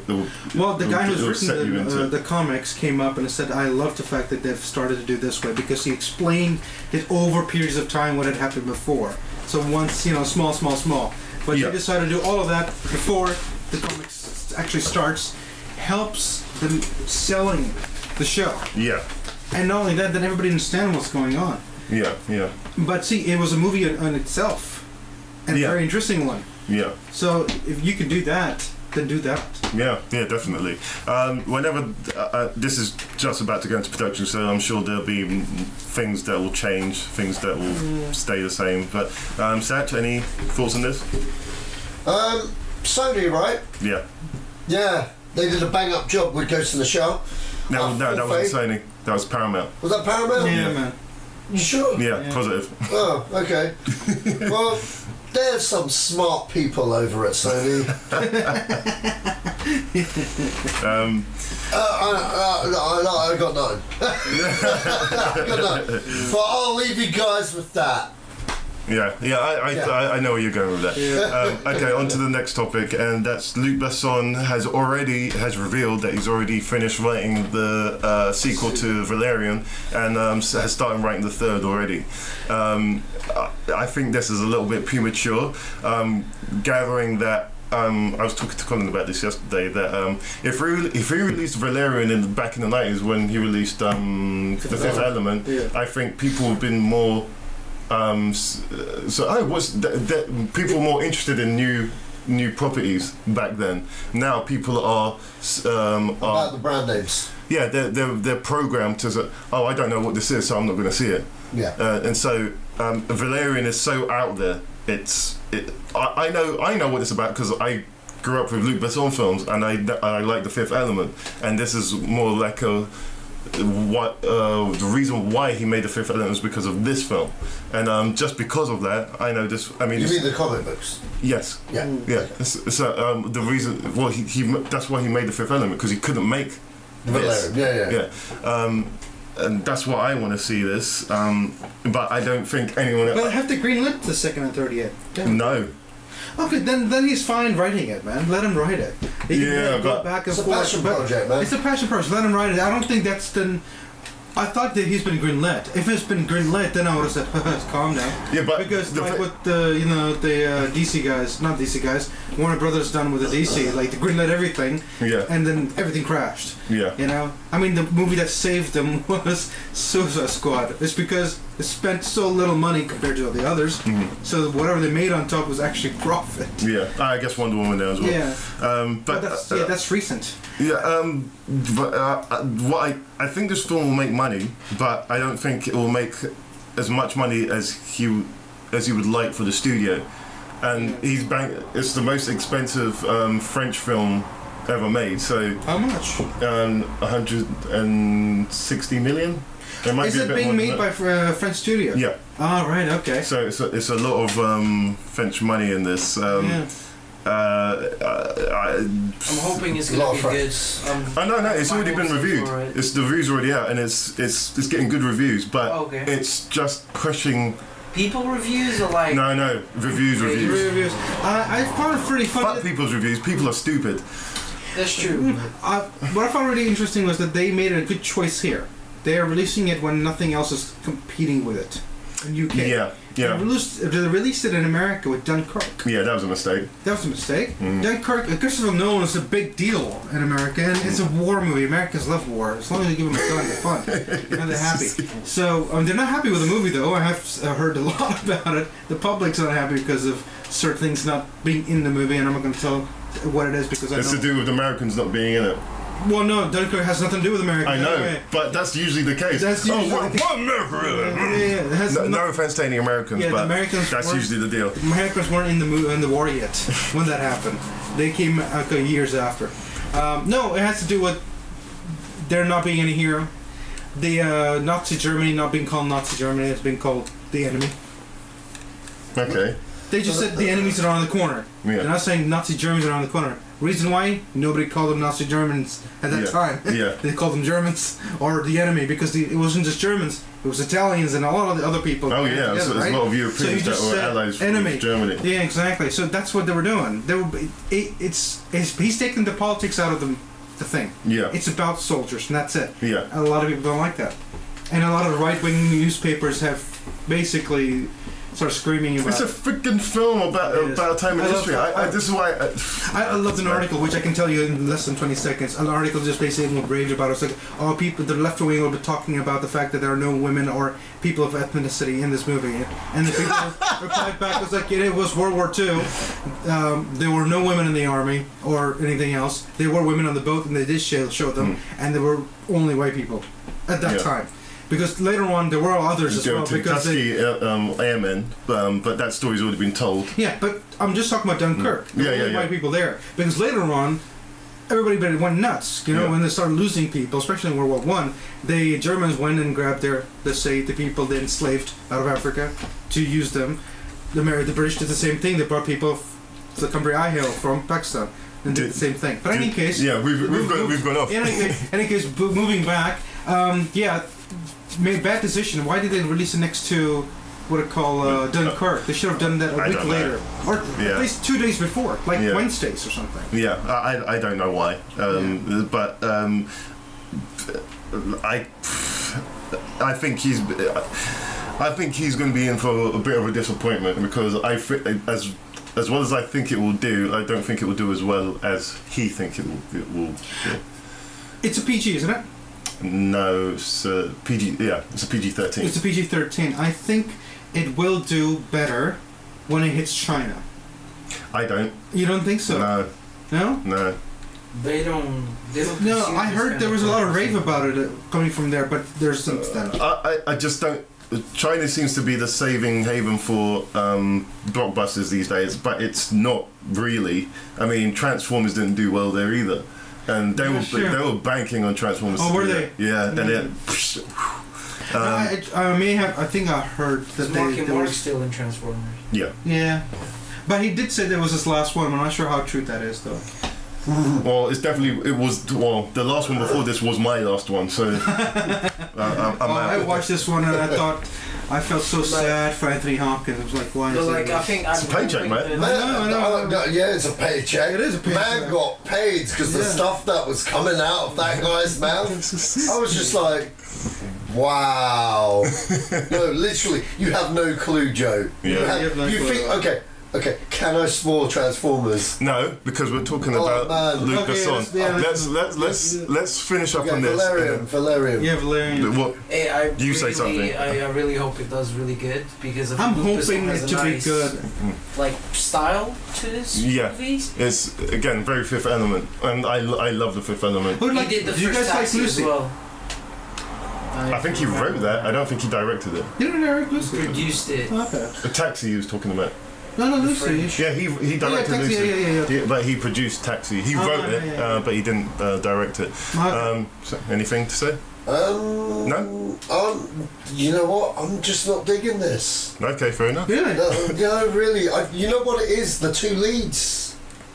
They're supposed to be the greatest spies on Earth, yeah? Spies? They're not spies. Secret agents. They're not secret agents either. What are they? They're just normal officers. The trailer calls them agents. Yeah. Agents? Really? He doesn't say that. Yeah, the trailer. Just watch the trailer again. Plus, we had a comic literally book. calls them agents. But see, you're saying that for me, Luc Besson movie has nothing to do with the actors. We had a comic book of what it was based on at our workplace. So I looked through. Okay, so they're secret agents going on missions and stuff. Okay, cool. But the two leads just don't look like. If he's supposed to be some famous secret agent, he's barely come out of fucking puberty. And I'm just like, Danger Hunt's 30, man. That's great, but he don't look. He don't look 30. Isn't he? He just looks very. What's the date this movie set? Yeah. Far in the future. It's like So 20. We don't know how people are gonna look like then. Yeah, well, I don't know, man. It's true. I mean, they might have stopped. If he's a badass, if he's supposed to be a badass, he's not selling it to me in the trailers. Maybe when I see the film, maybe I might change my mind. But let me ask. I don't know, man. Can I just ask you to do this? Think of all Luc Besson movies. I mean, think of Leon. What's it called? Leon, the professional. The professional here. Yeah. Is it called professional here? It's called Leon here. Oh, Leon here. Okay, cool. Do you think that made any sense when you first saw it? Yeah, well, no, but come on, think about it. This is I've never seen the difference with Leon. I've never seen the trailer. Oh, have you not? No, well, maybe I have, but I would have seen the trailer after I'd seen the movie, so my subconsciousness had already made up its mind. Yeah. Because you got to understand the opening scene to, the professional, as you would say, you Yanks would say. I call it the. No, Leon. Leon. I watched it. I was in the Middle East. It was called Leon. Yeah, but what do you call it? That opening scene alone, I believed he was a badass. Yeah. Just that opening scene alone. The trailer was comedy. Oh, really? Yeah, the trailer was him opening the door and there's this little girl looking at him. I was like, and he goes like, what are you doing? And then they're messing about. Yeah. The whole time. It never dawns on you that he's an assassin until the last scene where she's looking through the scope and he goes, enough, that's enough. And then he takes away the gun. That's it. That's the trailer. So when you watch the movie, you go like, remember that film? That was his second film. Yeah. I can't remember the trailer. I think I saw the trailer before I saw the movie. I can't remember it. So no, what I'm trying to say is that I watched it in VHS don't. The first time. I'm basically fighting for this movie. Yeah, I did as well. Don't judge. I did as well. I never. One of them is an that's actor, how I one watched is all my films back then. Whatever. But he's done that before as well with Fifth Element, and even then you went, wow. You know? Well, I hope it's good because I generally like Luc Besson and his movies, but that's just how I feel about what I've seen from the material. Like everything else looks great, but again, just going from what you're saying, I'm sure they're like.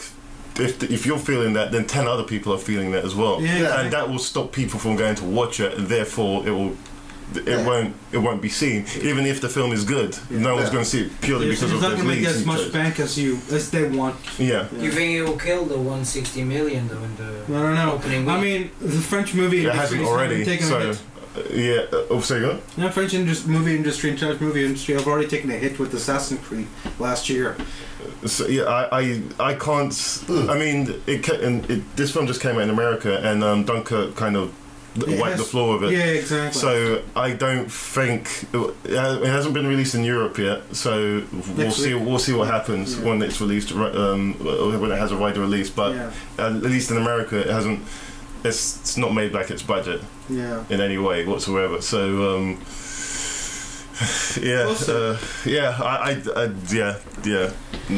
but anyway, on to the next topic. That's the Invasion of the Body Snatchers. So this will be the. Ooh, that was such a cool film. Which one are you talking about? Because there's like a handful of them. Black and white, like. You're talking about the original. Yeah. Okay, so my favourite Invasion of the Body Snatchers is the one with Donald Sutherland. There's more than one version? Yeah, there's like 6. There's one a few years ago with Daniel Craig and and that was pretty terrible as well. What's it called? Invasion. It was either The Invasion or Invasion. So I can't remember. I remember not watching it.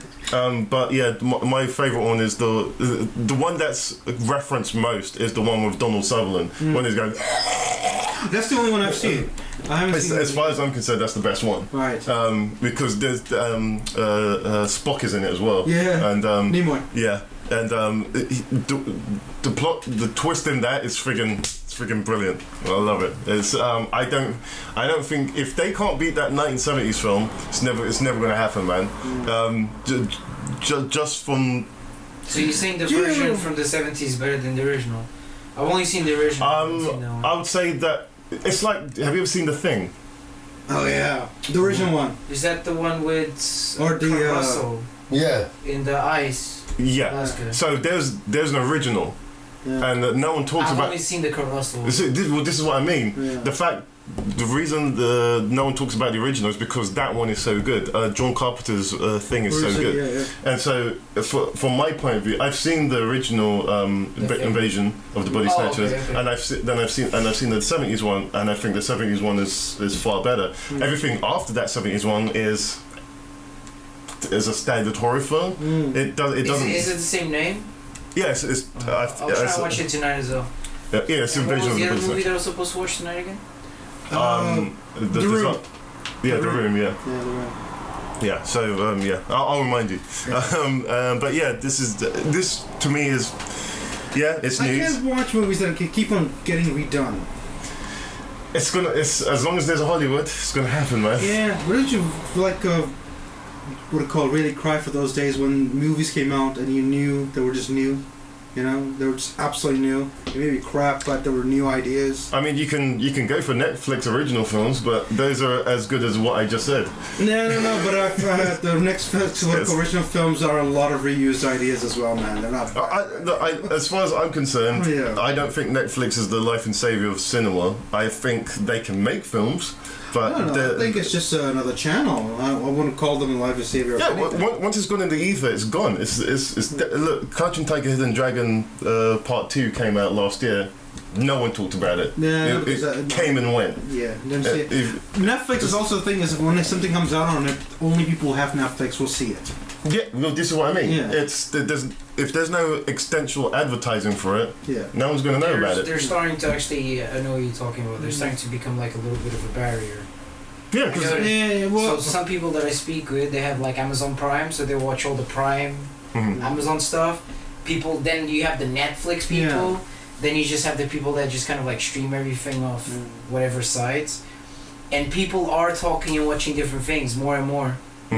As in before, oh, did you see the film that was in the cinema and thing? It's just crazy, and it's the book was blah blah blah. And now it's just like, oh, Game of Thrones group, whatever other group. And then we've got more lines, more barriers between us. So what do you watch and what do you?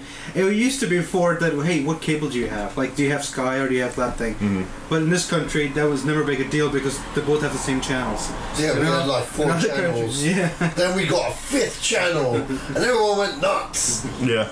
No, what I mean to say is that even if you had, what was it before, Nextel or something? No, Nextel was in America. Sorry. Oh, okay. wrong country. Any case, the cable or the satellite had the same channels, so there was never a difference. Other countries did have that. You wouldn't get, do you have HBO? No, we don't have HBO. We have AMC or Showtime. That sort of thing. Anyway. In this case, it's another one on the pile, essentially. Throw on the pile. Anyway, so I'll move on from that onto Ghostbusters. So it looks like Ivan Reitman said, who's the original director of the original Ghostbusters, said that considering what happened with the one last year, they're still moving ahead with this of a new Ghostbusters. And there's a did you see this on the website yesterday? So I saw something while I was drunk. Hold on. So there's talk about bringing Harold Ramis back as a CG character. Talk. It's not set in stone, but I think that's a profound mistake if they aren't thinking about it. But knowing Sony, they are thinking about it. Can I ask you a question? What do you mean by what had happened last year? As in, like, it was a good thing or was a bad thing?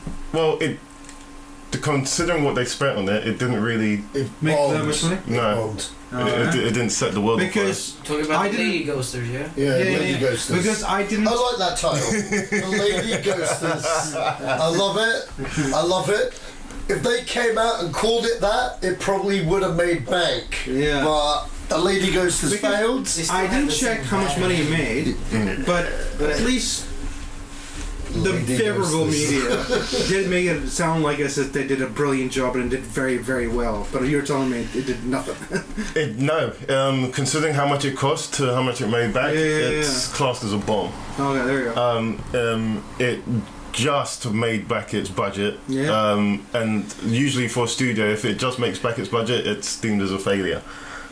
Because there's no profit that's been made it is a failure. I mean, you spent 3 years making something and then they end up just getting the money back barely, and if you look at inflation and everything else, you basically lost money. It's like when they did the James Bond movie, not the last one. Was it the last one with the Mexico one? Hold on one sec, what? Sorry, which James Bond movie? No, they fly the helicopter over Mexico streets where everybody's running. I think it was the last one. Days. Where they pulled the helicopters pulled down.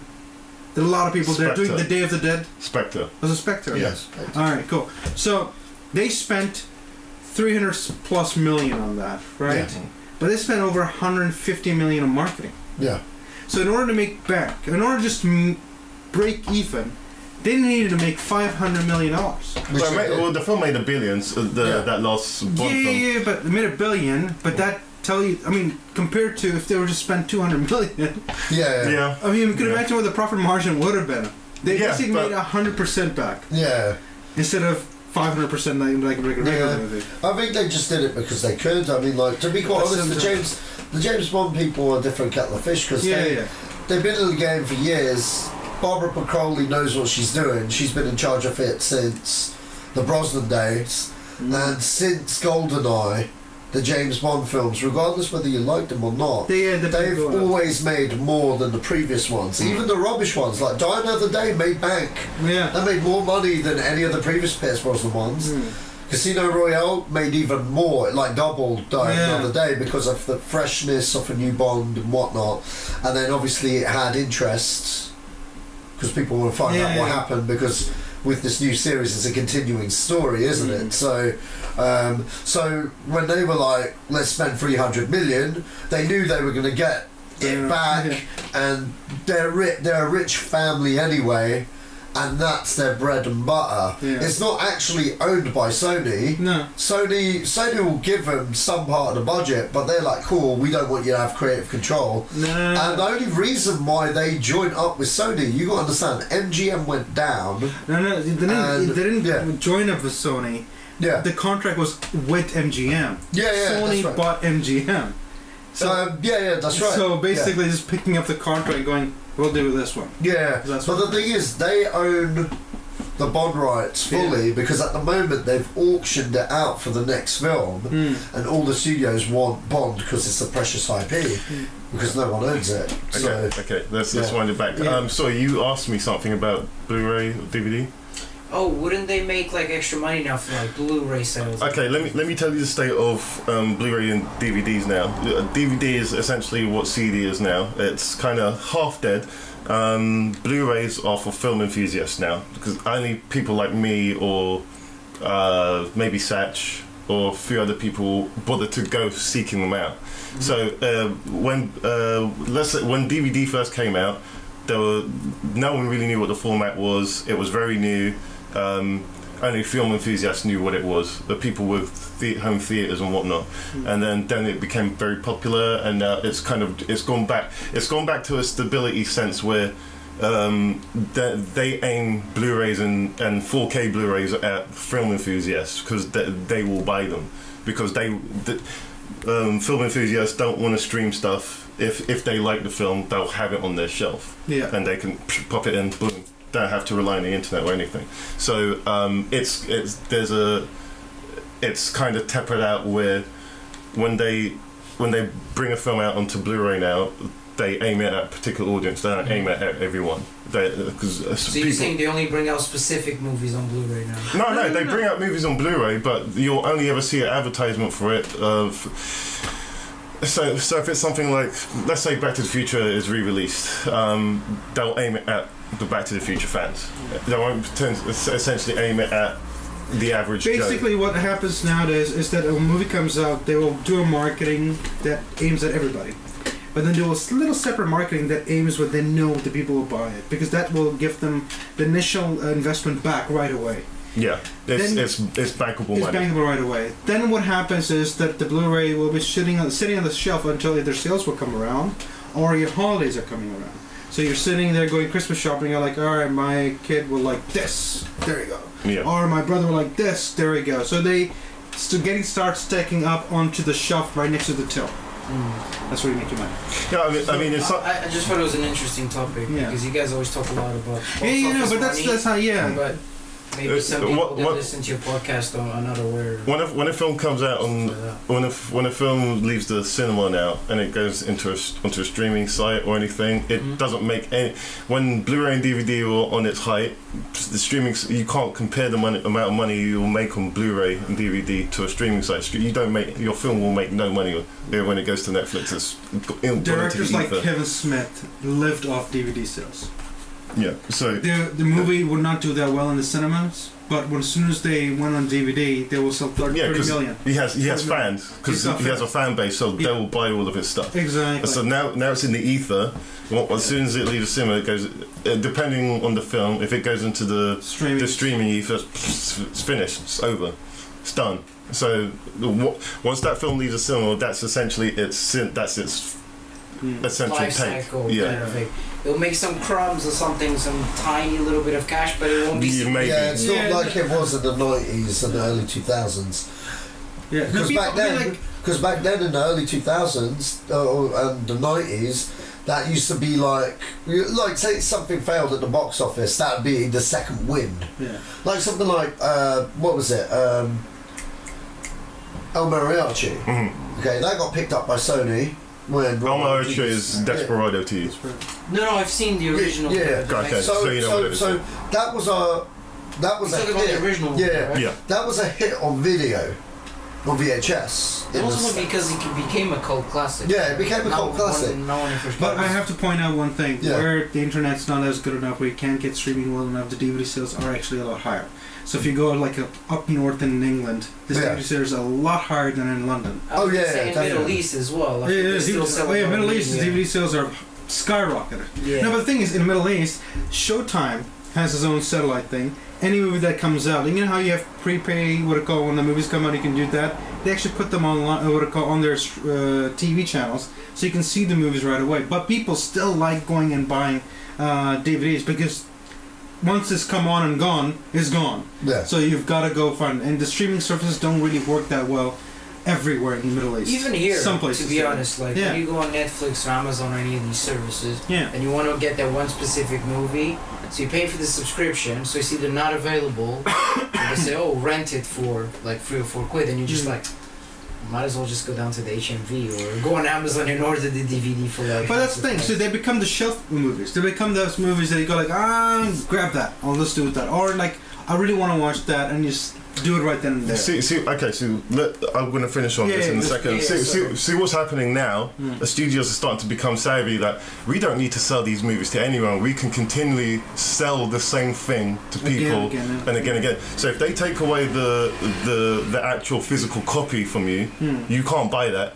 It's in an ether, and you have to sign up monthly for that thing. Because Disney are about to do it, and I guarantee you Disney will make bank if they pull all their physical stuff. Disney's gonna come out of. Like, they're gonna pull all of their physical stuff. You can't buy it. You can't stream it unless you pay for their service. From Disney. No, but these channels have already started popping up. You've got Amazon, I'm guessing. Right, you have Amazon, right? Yes. I'm guessing. So have you noticed the channels that are popping up now? The Discovery one, the Disney one, the MGM one, the Sony one. Yeah.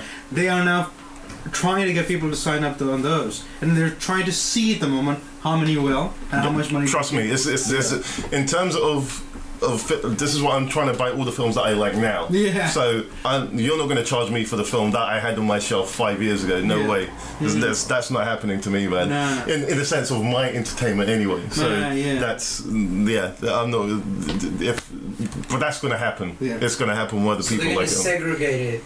Well, they're just gonna, because people do it with music already. People pay for Spotify, and they have to pay for the ads to be taken out. I buy my music. I'm not paying for the same track 50 since times the over. finals come back, I start buying music again. I'm sorry. I'm not falling for that shit, man. I'm not falling for it at all. No way. The stupids can do that, but I'm not doing it, man. Anyway, on to the next topic. Just call me stupid. No. Until it's calling everyone else stupid. Yeah. Harley Quinn versus Joker. Is that a good idea? It is. I'm just gonna ask if it's a good idea. You guys tell me. Didn't like the Joker. Didn't like Harley Quinn. It can be a good idea if it's Harley Quinn based. Okay. Faking gay. I don't know what that means. This is why, man. Yeah, it could work. Depends on who's doing it. Yeah. This is a stupid idea. Why is it It's a very stupid idea. Okay, let's have Batman versus Joker then. Because that worked the first time around with Batman versus Superman. I don't know. No, I mean, you can't. What it called Harley Quinn versus Joker does not make sense. Harley Quinn runs for Joker. Yeah, you're telling me. But then again, anything out of Warner Brothers these days is just like it's the Joker running Warner Brothers. Yeah. I have no idea where this came from. Sense. Harley Quinn does everything for Joker. I don't know, man. Maybe it's a tale of domestic abuse. She was his daughter. If that's what the film was called, A Tale of Domestic Abuse, Harley Quinn and the Joker, I would go and watch that in a heartbeat. That's their relationship. No, but if the film was called that. That is their relationship. That is it. If it was a tale about domestic abuse and it was about Harley Quinn and the Joker, like beating the shit out of each other, then... Gold. Yeah, gold. It could be comedy gold. Yeah, but... That's the whole essence of... Okay, it's going to shit on everything that... do you know the last Joker that came past before Leto? Yeah. It's going to shit on everything that we thought about the Joker. If you turn him into... we got that movie. Yeah, if you turn him into a comedy character... Well, it could be a dark comedy. Just make Mark Hamill the Joker, it'd be fun. An old-ass Joker just coming on and screaming. I really don't know how I feel about this, and no, what do you mean feel about it? It's a non-starter, man. It makes no sense. Yeah, I know. Yeah. Until I know more about the direction that this is going, whether the actors have signed to it. At the moment, it's just an idea. It's a fact that just went. And I'm guessing. I got an idea. I'm guessing that. I guess the idea man is John Peters. Yeah, but you know why the ideas popped around? Yeah. Because they wanted to do a Harley Quinn movie. Oh yeah. They want to bank on her star power and the fact that she's quite popular and stuff, and they're like, they're trying to stuttered and now they don't know what to do, so they're like, no, we'll put Joker with it. Really, people love it. You should have been out this Halloween, dudes. Yeah, man, everybody was dressed up. Everyone was dressed up as girls Harley and Quinn. guys, which was weird. Except for me, I was Deadpool. Oh, that's good. Yeah. Oh yeah, you can go. I was Deadpool. I got a Deadpool mask. How did you? I got Deadpool. I just got to wear my normal clothes and just walk on the mask, dance crazy, and everyone will dance. Like is in the. Oh, I'm gonna tell you about what the complaints about Deadpool afterwards. The complaints about Deadpool afterwards. Or just a messed up face. the red mask. No, I was gonna say there's a funny Guys, you're talking over each other. Sorry. It's just noise. Okay, I'm going to move on from this because that's a non-story. Spawn. Not again. Come on, no. So Blue. An actual live action Spawn? Yeah. They made it, man. Blumhouse has signed on to it. 12, 14 years old. If Blumhouse is doing this, there's a chance of it being good. I've only seen the anime. Was it cartoons or anime? It's essentially more. It's more like an anime, but it's essentially a it's a Western cartoon. An American, Western cartoon, an adult Western cartoon.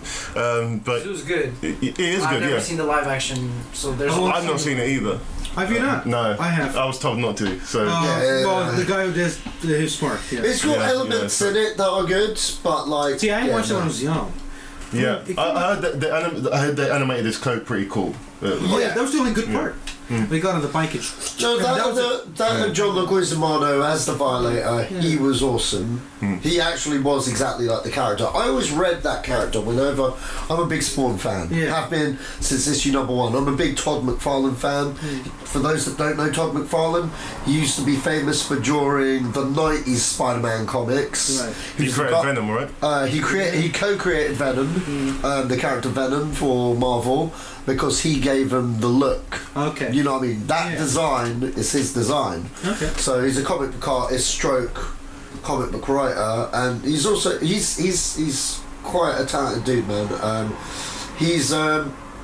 So basically Todd McFarlane's baby is Spawn, okay, for a company called Image Comics that came out in the 90s. Spawn still goes on now today, and when I used to get it in the early days, it was a fantastic book. Only book that took 100 issues to tell an origin story. Just saying. But like that movie that came out in '97, that wasn't Spawn. That was a bit. It wasn't bad storyline wise. check it out if you want to know the storyline wise. But nobody knew how to do it was just a bit too campy. Like the only campy element in Spawn is the clown character, the Violator, and to me you can't have a Spawn movie without him. And I felt the guy that played him had him on point, everything. But growing up as a kid, I always read the Violator as Danny DeVito. Really? Well, he's far too old to play the Violator now. Yeah. But if you read the book, if you look at the way the guy's drawn and stuff, you'd be like, I get it. Right. But I think Danny DeVito could still play it now because it's about makeup. It's a makeup character, but then he doesn't move around very well. He doesn't have to, because all the Violator does, he doesn't punch people. He transforms to a demon thing. But when he's just walking about, smoking a cigar, going, "Hey man, like what the fuck is this thing? I'm walking here." I can't see him doing that, man. I'm just saying my dream choice would still be Danny DeVito, no matter how old he is. But anyway, point being, okay, the reason why I'm really excited about this, Todd McFarlane, the creator of Spawn, for years has said, "I'll do it." He's been doing a Thanos. "I'll do it myself," quite literally. He's been writing a script for the past 20 years, on and off. You know, when people say, "I've been writing a script for 20 years," I mean, that basically tells me it's so bad that they don't know what to do with it. Well, no, the thing is with this guy, he's a businessman, he's got other projects and stuff, he's an artist, he's got his comic book empire to deal with. So this script has been like, look, I'm going to try and get it right, blah, blah, blah, blah, blah. He has a unique vision for how he wants to go. He wants it to be more like more like a detective story, because if you read Spawn, there are two detectives called Sam and Twitch, and the only supernatural element in like his idea is the Spawn character. Sam and Twitch have their own comic book, which is more or less 7, if you know what I mean. It's more or less, that's where his idea came from with Sam and Twitch. So it's kind of like they're detectives, shit's going on, they think it's a vigilante, they're trying to find out who it is, but there's a superhero element to it, or fantastical element, but it's something that isn't shown full blown, like how the original movie was. It's something that's hinted at or whatnot, and that's the tone he's for years been trying to say. I want to do it like the Sam and Twitch comic. I want to do it like that. Now, this Comic-Con, he signed the deal with Blumhouse. He's directing it. It's his first film as a feature as a director. He's been directing Kiss music videos for years because he's a huge Kiss fan, and a couple of other rock music videos Kiss as well. Still making music? Well, I don't think they are. Throughout the 90s they were. Yeah. In the you 90s, mean not 90s? I'm thinking 70s or 80s. Well, from the 90s, there's just been people who just go around telling people how many women they've slept with. Well, he's done 1 or 2 Kiss music videos. Is Don Simmons still making? Al Simmons. Isn't it Don? It's just it's Gene. Gene Simmons. Yeah. So I'm thinking Spawn now. Al Simmons is Spawn. But anyway, he's done a couple of music videos and stuff, and he's been directing stuff on and off. Over the past couple of years and stuff, and this is going to be his first low budget movie, like literally. So you're looking forward to it? I'm looking forward to it because it's the creator himself. He's a fantastic comic book artist, so he's got it storyboarded like a motherfucker, frame for frame, shot for shot, over the course of years. You know what I mean? So it's not like some dude that has to hire out a storyboard artist. He's got the drawings shot for shot himself out of his own mind and stuff. How low budget is it going to be? Because it says low budget, but how low?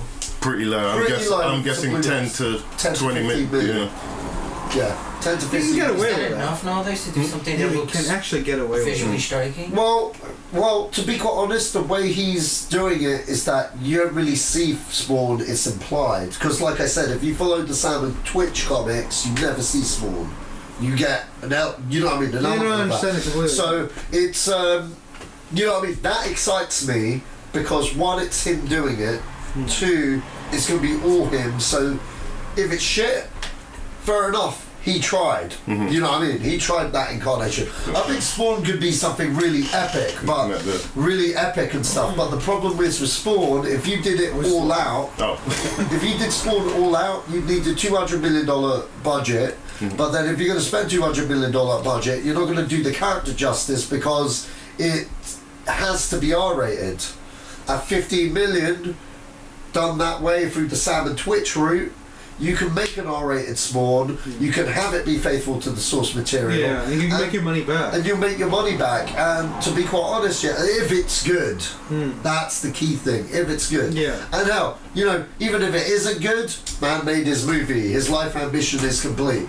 So I'm excited for Todd McFarlane, personally, because the dude was going nuts. That's all he would talk about this Comic-Con, and people were like, holy shit, it's actually happening. It's still going on, the Comic-Con. Yeah, it's still going on, the Comic-Con. But for Spawn fans like me, it was just like, holy shit, it's actually happening, because he signed the deal with Blumhouse. You know what I mean? It goes into production in January. They've actually set a date now. Yeah. So it's actually happening. You got to understand, for someone like me, it's like, okay, Todd, that's a pipe dream. I believe it when I see it. Yeah, that's exactly why I said that. But yeah. But the thing was, it wasn't until last year that he said that he'd like to direct it himself. Yeah.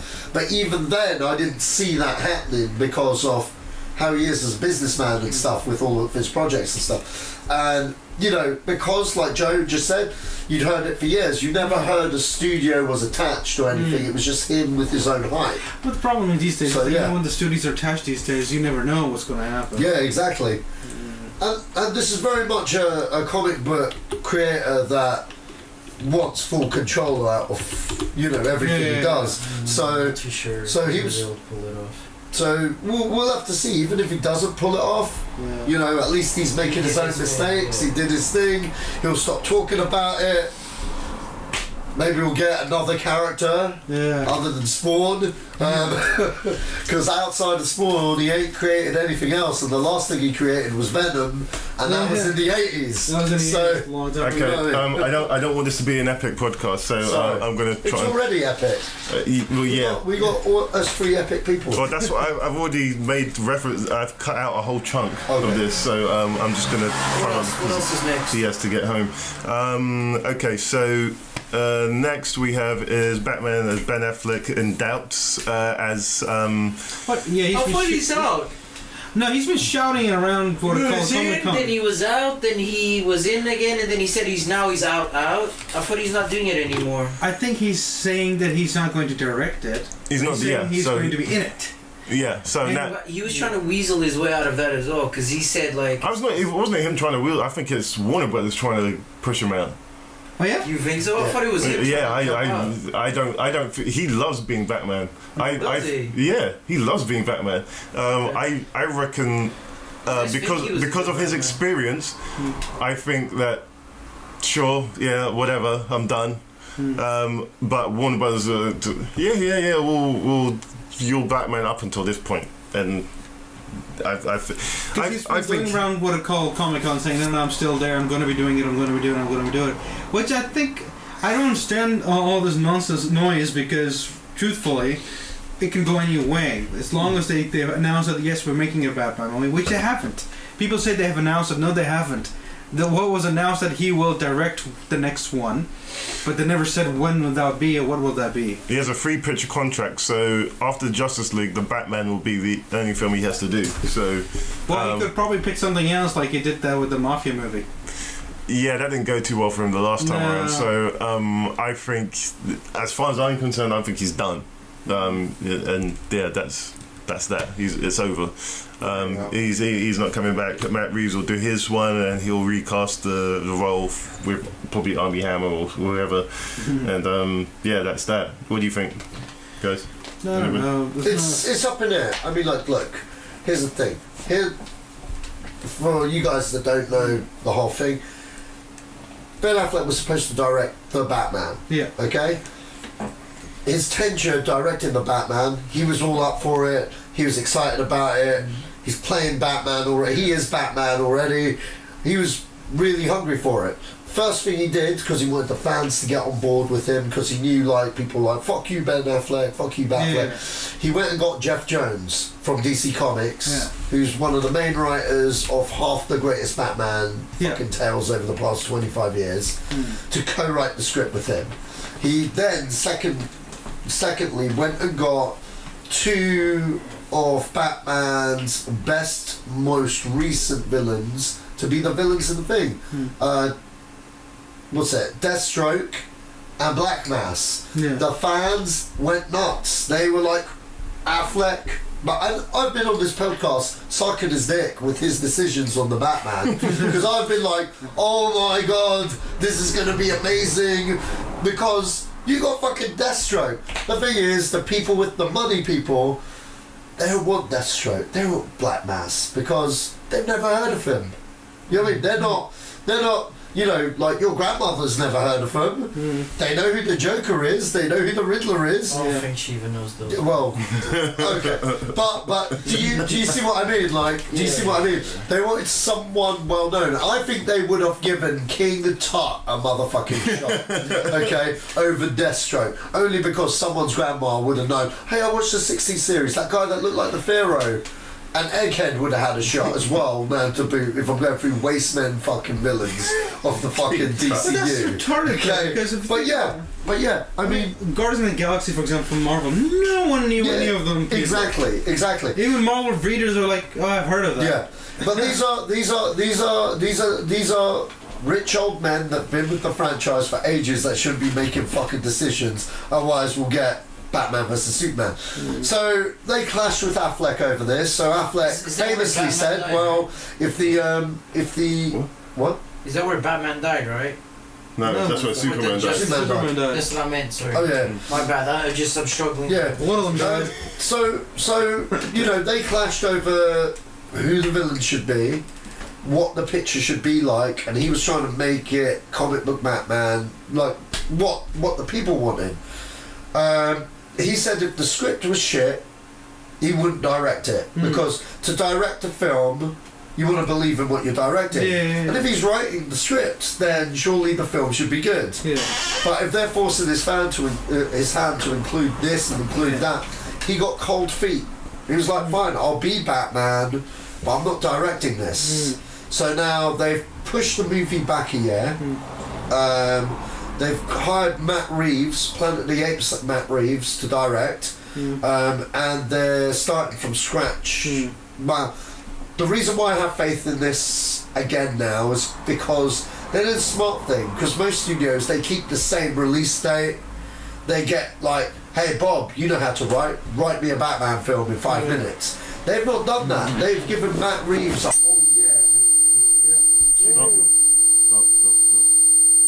Sorry, guys. Yeah, they've given Matt Reeves a whole year to research and build it up organically. You know what I mean? But more in vain with what the studio wants to do. You know, in terms of who the villain should be, just next door and whatnot. And that's fair enough. At least we're going to get a cohesive story there.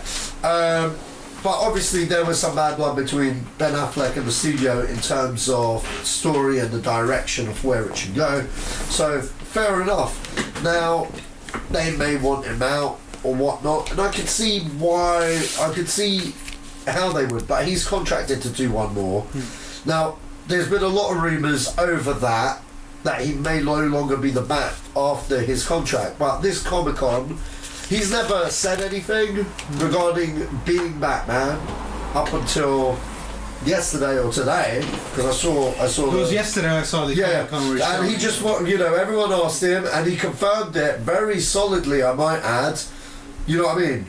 Who wouldn't want to be Batman? His exact words. The thing is, that's a whole bunch of nothing. That's PR. It's literally all a bunch of nothing. That's what I'm trying to tell you. What I'm trying to say here is that when it comes to these particular franchises, especially when it comes to comic book ones, Marvel are quite dedicated to it. Warner Brothers are playing it in the air. So totally. Whatever it lands, So I have literally no confidence of what they'll do next. I don't believe in anything until it shows up. Well, We'll have to see, because this is the reason why, like I said, I'm not saying that he will be Batman after the Batman. What I'm saying is, when Flashpoint comes out, because they announced Flashpoint yesterday too. Yeah. What's there to say after the paradox? Oh yeah, no. Bruce Wayne is no longer Ben Affleck. Yeah. I'm just saying, there's an out there. And also, Flashpoint. You know what?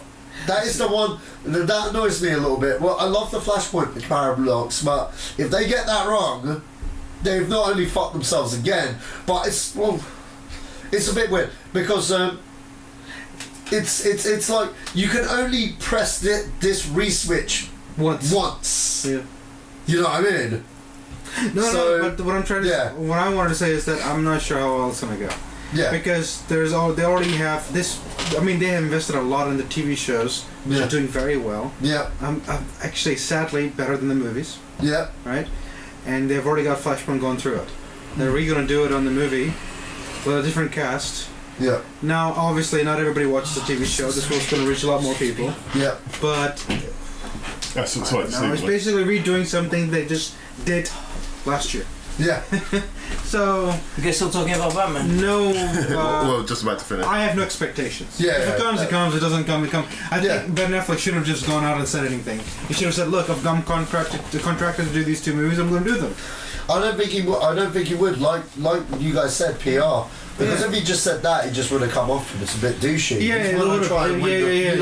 Yeah. You got to sell as much as you can, even if for like 6 months later they're like, "You're not doing anything else." Yeah, then it's like, okay. When he directed, it's been. No, he's not going to direct. He's not going to direct. No, but I mean, it's been well regarded, so we didn't want to kind of stain his record by like, I'm not going to do a shitty project. Yeah, exactly. In terms of the Batman movie, I couldn't care less. Just being honest, it's not something that I'm like, oh shit, the next Batman is coming out. I think it's just. You're like, oh shit, another Batman's coming out. You're just gonna wait until what everyone says and then check out. Yeah, and then it's just like everyone goes, oh, it's a really good movie. Yeah, I'll watch it. Otherwise, did you like any of the Christopher Nolan Batmans? I'll be honest. I still like the old Batman. Oh, that's fine. Yeah. At least two of them are good. Like the Tim Burton one. Tim Burton one. Yeah, I didn't like the one with Schwarzenegger, which was. Oh yeah. Yeah, that was bad. That's what killed the entire industry. How about you guys? Christopher Nolan films? Yeah, I love those films. Yeah, I love that. I love the trilogy, and I love the Michael Keaton ones. So you know. I'm with Kevin Smith on those films now.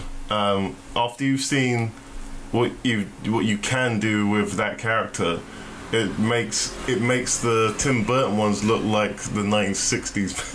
Yeah. He's right. Yeah. I agree with that. I mean, not really. Oh yeah, it does. You know what? Yeah, I see where you're going with that. I like them. I still watch them. Yeah. But when you put them side by side and see how. But in rebuttal to that, like when I used to study film and stuff, there was a video on YouTube. So the guy who did the special effects for Predator or something like that, he did like a little short 2-minute Batman film. If you manage to find that and see it, oh, the Batman Predator, something like it was like really short. If you see that, Endgame, and it makes these Batmans look really kind of like the '60s one, because he went like the actual character dark, messed up kind of thing, very violent, very physical. Blah blah blah blah. So even these new Batmans, they're like, it's not how I envisioned the character from what I kind of saw in the comics or watched in some cartoons, like in the film. So I have no affinity to it. No Batman cartoons. Oh yeah, they must have been the animated cartoons. Yeah. Okay, fair enough. Okay, I'm gonna move it along. I'm gonna. Batman versus Predators and all that. I'm gonna cut out the last topic.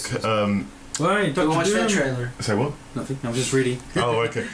So I'm gonna finish it on Scarface. We had Dr. Doom to talk about, but I don't. Dr. Doom. Yeah. It sounds so familiar, man. You tell him. Fantastic Four. Yeah. Okay. Okay. So Scarface. Yeah. Or the other one. Are you serious? With Whiplash. Yeah. Really? Yeah, Scarface is being remade, but apparently it's too dark. David Ayer's script is too dark, and so it's been scrapped. Yeah. I really don't know. I can't see it being remade. I mean, that's a classic movie. Yeah, but the remake is a remake anyway. So yeah, it's been remade like more times than like. Who? Scarface? Yeah. How many times did they make Scarface? 4 times. So they don't call it So there was Scarface, one. though. No, they do. What's the original one? The original one's in the 30s. Okay. There's one in the 50s. Okay. Then there's the Brian De Palma classic of the 80s. Yeah. Then there was one in the 90s, which was a TV movie. Okay. Yeah, but it wasn't like a theatrical thing. It was like TV. So I must have seen the. Yeah, you've seen the Al Pacino. The De Palma one. The Palma one. So you've seen the 3rd remake. The 3rd one. Okay. Yeah. So they're going for a 5th remake now. Okay. You know, because with the other ones, it was similar story. It was immigrant, right. blah blah blah. Yeah, but it was always a different race. It's like or something. the original is more like a gangster movie. Yeah. Like stick 'em up. It's more. dark. It's no. It's. Have you ever seen the original Star Trek? The original series Star Trek. I have. It's essentially that's in the equivalent to what Brian De Palma's film is. That original is like the original series Star Trek. Sorry, you mean the original Scarface is like the original Star Trek? Yeah, in the sense of how. To the Al Pacino one. Yeah, I know how simple. Yeah, but that's yeah, how, it's that's very. how gangsters were though in the 40s, 50s. Like, No, they weren't stick 'em up. See, they weren't like that. Was what's the actor's name? Cagney, something Cagney. Yeah. That's what that Cagney was his. Casey? I think so. That was his character trait. Yeah. And that was memed over the years. So He ruined it. Everyone started saying stick 'em up, see. Yeah. And that was his thing. Yeah. I don't think any gangsters actually talk like people that. just basically not refer real to him. gangsters. I mean, on-screen gangsters. No, see, he was it. Yeah. Before then, there was other gangster movies that were a lot darker. They were pretty good. He made it famous and made it sound like all 30s and 40s and 50s gangster movies were like that. They weren't. Yeah. Because people keep on referring old gangster movies to that guy. Yeah. You know, it's like keep on doing any gangster movie and you always imitate what I call I didn't know that about Scarface. Sorry, Godfather. Just coming back to the topic. I had no idea that the Al Pacino one was a remake of Well, neither did I, man. Neither did I. I thought it was the original one, but I'll send you guys a link to the original one's trailer. Okay. Okay. But no, James Cagney. Yes. James Cagney. What was I going to say? No. So this is like the 3rd director that's bailed. Yeah. Yeah, because it's not going to happen. It's not going to happen because you know why? Each director you know what? He was an interesting director because I confidently would say he'd bring some grit to it. He'd bring some grit to it and make it a modern day. And he'll probably set in Mexico or I don't know. Yeah. That would be cool. But like, have you seen End of Watch? Yeah. Yeah, director. You need to watch that film. Wait, the police station with Jake Gyllenhaal. Jake Gyllenhaal. Jake Gyllenhaal. Yeah. Oh, is that with the other Mexican guy? Yeah, that's right. Michael Pena. Like running around. Yeah. Yeah, He's brilliant. It's a really good film, man. I thought you were talking about the Joaquin I like Mike Penny Phoenix anyway. movie where he's in the police I like station. Mike Penny anyway. He's good, man. He's a good actor. You can do anything. Yeah, he's a quite comedian. But yeah, like he's left. Yeah, dead. Yeah. The last one to do it. The last director that left was Anton Fuqua. Oh yeah, that's who right. did Training Day, and he left as well because obviously these guys, they've hired 2 directors that are quite distinctive with their crime kind of stuff. Yeah. And they're complaining that it's too dark. It's fucking Scarface. It's supposed to be dark, or at least the bar needs to be raised from the Brian De Palma one. Yeah. Do you know what I mean? Because the Brian De Palma one is dark and the bar was raised to the point where people like you guys think it's the original. Yeah. You know what I mean? If they're going to do another remake, they need to make it. They need to obliterate that version. Let's say Brian De Palma comes back and just obliterates his own version. Well, that'd be fucking amazing. Yeah, that would never happen though. But no, he's already done it. Why would he do it again? Exactly. Well, I'm just saying. Do you know what? Fuck it, I'm gonna do it. just do it. I mean, it would be interesting if they did like the Romeo Juliet Baz Luhrmann version. Oh right. He comes back. remakes his own movie, but just sets it like he was saying, like in a village in Mexico, up on a mountain. I don't know, something really Like, you know just what? You know what weird. they should do? They should set in Pakistan. Have Pakistan gangsters. But with the dialogue from the. Oh, geez, that'd be interesting, man. From the 80s. That'd be a different original fucking gangster movie. Yeah. It'd be fucked up as well. Exactly. You could have the whole protective thing with the sister and shit. Be next level fucked up, bro. I'd watch that movie. It'll get worse. It won't be just dark. It'll be just dark and unbelievably depressing. And very political as well, because people will be like, people will be like, fuck this movie, we're banning it, blah blah blah. You know what I mean? What was the original one set in? Do you know? The 80s. No, the 30s. The 30s one. I have no idea. The original Scarface. Because the 80s one was, it was Cuban, right? Or was it Colombian? The character was Colombian. I think it was Cuban. Cuban. He was Cuban. Okay. Yeah. Okay. That's what I was wondering He if was they like a freshie. did they change that as well. Sorry, it was, right? I think that is different from the original, from what I remember of the original. I don't even know where the origins of the original is set. I'd like to say Los Angeles, but I could be wrong.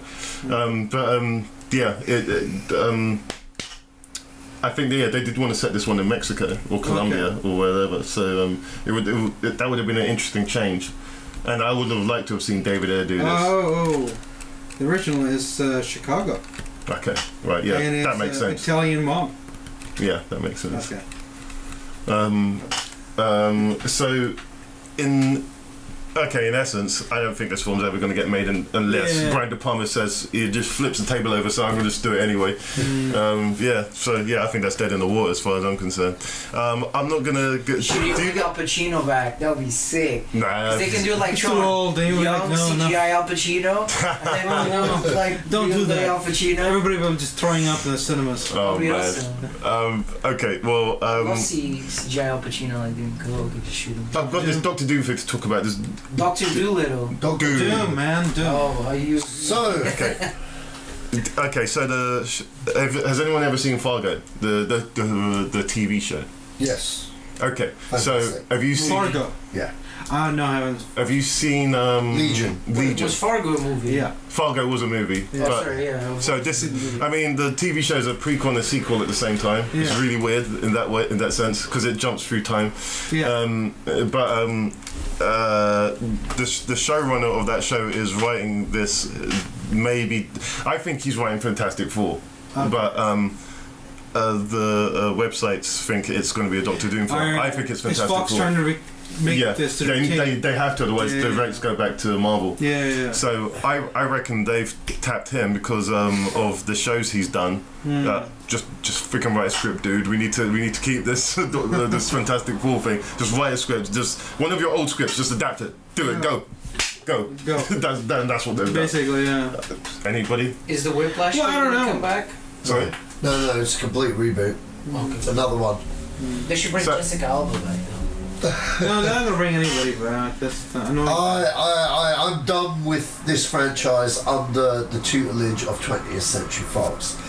These guys need to fucking learn a lesson and look at Spider-Man Homecoming's fucking box office money. And But see, Spider-Man Homecoming happened because of 3 studios said, okay, fine, we will allow it. Yeah. Well, these guys need to look. They've done how many films now? They did the Roger Corman one, which was so bad they never released it. It just got leaked on YouTube. Yeah. It just got leaked online, and even they didn't even realise or give a shit because it was that bad. You have the Jessica Alba ones. Yeah, they were pretty bad. Yeah. And then you got... But see, the thing is, nobody knew how bad they were until they started watching the new comic book movies, and they go like, "Oh, wasn't that made that well?" Yeah, and then you got Fan Four Stick. Even the cartoons were bad, man. Like, just Fantastic Four is just... Yeah. One guy is like made out of rock. Marvel's cool. basically... Like, kudos, what are you gonna do? Yeah. They should just give it back to Marvel. Well, that's the thing. See, Sony had to agree to work with Marvel to make this Spider-Man Homecoming. And on Comic-Con, was it called, what's his name, the guy who plays the Hulk? Mark Ruffalo. Yeah. Mark Ruffalo, yeah. He bemoaned and he's like, look, it's not going to happen. You're not going to make a Hulk movie because Paramount? No, Universal have the rights, right? Yeah, that's right. And they're not willing to work with Marvel. Well, it's not even that. It's like the Hulk situation's quite unique. They were, but the thing is, you got to understand, they did their Ang Lee Hulk, which didn't make as much money as they thought, but it made enough to greenlight a sequel. Now, Marvel steps in with the Incredible Hulk, which, funnily enough, this is where, with the Hulk thing, the Ang Lee Hulk is a loosely, like, the Incredible Hulk is a loose sequel to the Ang Lee one. Marvel have said, in the early days of the MCU, Kevin Feige said, yes, it's connected. The director of the Incredible Hulk says, yes, it's connected. But now they're like backpedaling on that because, you know what I mean? A lot of people didn't like the Ang Lee one. The whole point of the introduction at the start with the credits and stuff, that was meant for two things. You as an audience member can either take it as one of the many times Bruce Banner went to try and get cured and then the general stops the procedure and he doesn't get cured and Hulk's up. You know what I mean? Or you could just look at it as an origin. Do you know what I mean? Yeah. But the reason why it was supposed to be a sequel is because at the end of the first Hulk, he ends up in South America. Where is he at the beginning of the Incredible Hulk? South America. Well, anyway, so Marvel front up the money for the Incredible Hulk. That was an MCU film. When that came out, it bombed hard. It made less money than the Ang Lee one, which scared Universal off. So they were like, look, you can have him in Avengers, just give us whatever you're going to give us. Like, to have him there, we don't care. Their contract is single, standalone Hulk. Yeah. They have the rights to that. Yeah, but on an ensemble, Marvel can do whatever they want to. They can't have them. Yeah. So that's literally it. So Universal don't wanna risk a bomb basically, but then regimes could change and they might change their mind after a couple of years and stuff. Because now I think it's getting to a point where it's a bit too hard to ignore the amount of money Marvel are making now. Sony has wisened up, but I think the main reason for the Fox thing doesn't lie within the walls of Fox. I think it lies within Marvel with the CEO of Marvel being a dickhead. Just saying, I know Marvel Studios do a lot of good things when it comes to their movies, but the CEO of Marvel, trust me, I could go on into this. It's a longer podcast. Yeah, I was gonna just go. I was looking at Joe there, but let's just say, nutshell, there are two factors: Fox as well, but Marvel themselves are being a bit too hardball there, kind of thing as well. Let them play. Yeah. In regards to. Oh, in regards to making like a team up with something like X-Men or Fantastic Four or with the Hulk. Oh, you mean Fantastic Four? Yeah, with Fantastic in regards to Fantastic Four. We're just talking about the mixture. But I'm saying in a dream world, Fox need to let go of fucking Fantastic Four because they're losing too much money. You know how I'd reboot that shit? Fuck those characters. Silver Surfer, give him his own movie. That way you've got a link to Fantastic Four. Let people fall in love with the Surfer doing his thing, and then just fucking reimburse them that way. Yeah. Because at least you bring out a Silver Surfer movie, it's fresh. You know what I mean? It's something they don't know. Yeah. It's something that they'll go, okay, you know what? I'm willing to. Not many people. I'm willing to go and see this. Yeah. So go see that. Go see the Cosmic Surfer dude doing this thing, man, because he stands alone in his own right. Yeah. You know what I mean? Okay, the trouble of doing that is that the moment you say Silver Surfer, you increase the budget tenfold because it's set in that space. Yeah, that's right. So in order to keep it grounded and keep the budget to a minimum, you have to set it on a. Yeah, they need a huge CGI budget, I guess, and that's the real. I guess that is the realistic. I think you know what? If Marvel did it, it would happen. Do you know why Disney believe in Marvel so much? They'll just you do have it. Silver Surfers, stuck in a cave, something held by somebody. He's trying to get away. And the whole story is him talking to somebody, the guy talking to someone, demanding something from him, and suddenly Fantastic Four breaks through and rescues him and asks him who he is. No, the whole time. And the next movie, they make them because they made the money. They actually do. Or the whole time he was stuck inside the Orange Rock guy. The thing. Oh my, I love it. I love it, man. You connected one thing to. He farts him out. on that bombshell, I'm going to end this podcast. It's gone over way over time. Guys, thank you very much for participating in this. It's been very entertaining. We've debated, we've laughed. Killed people. It's been awesome. Yeah, we've killed a few people. Farted out Silver Surfers.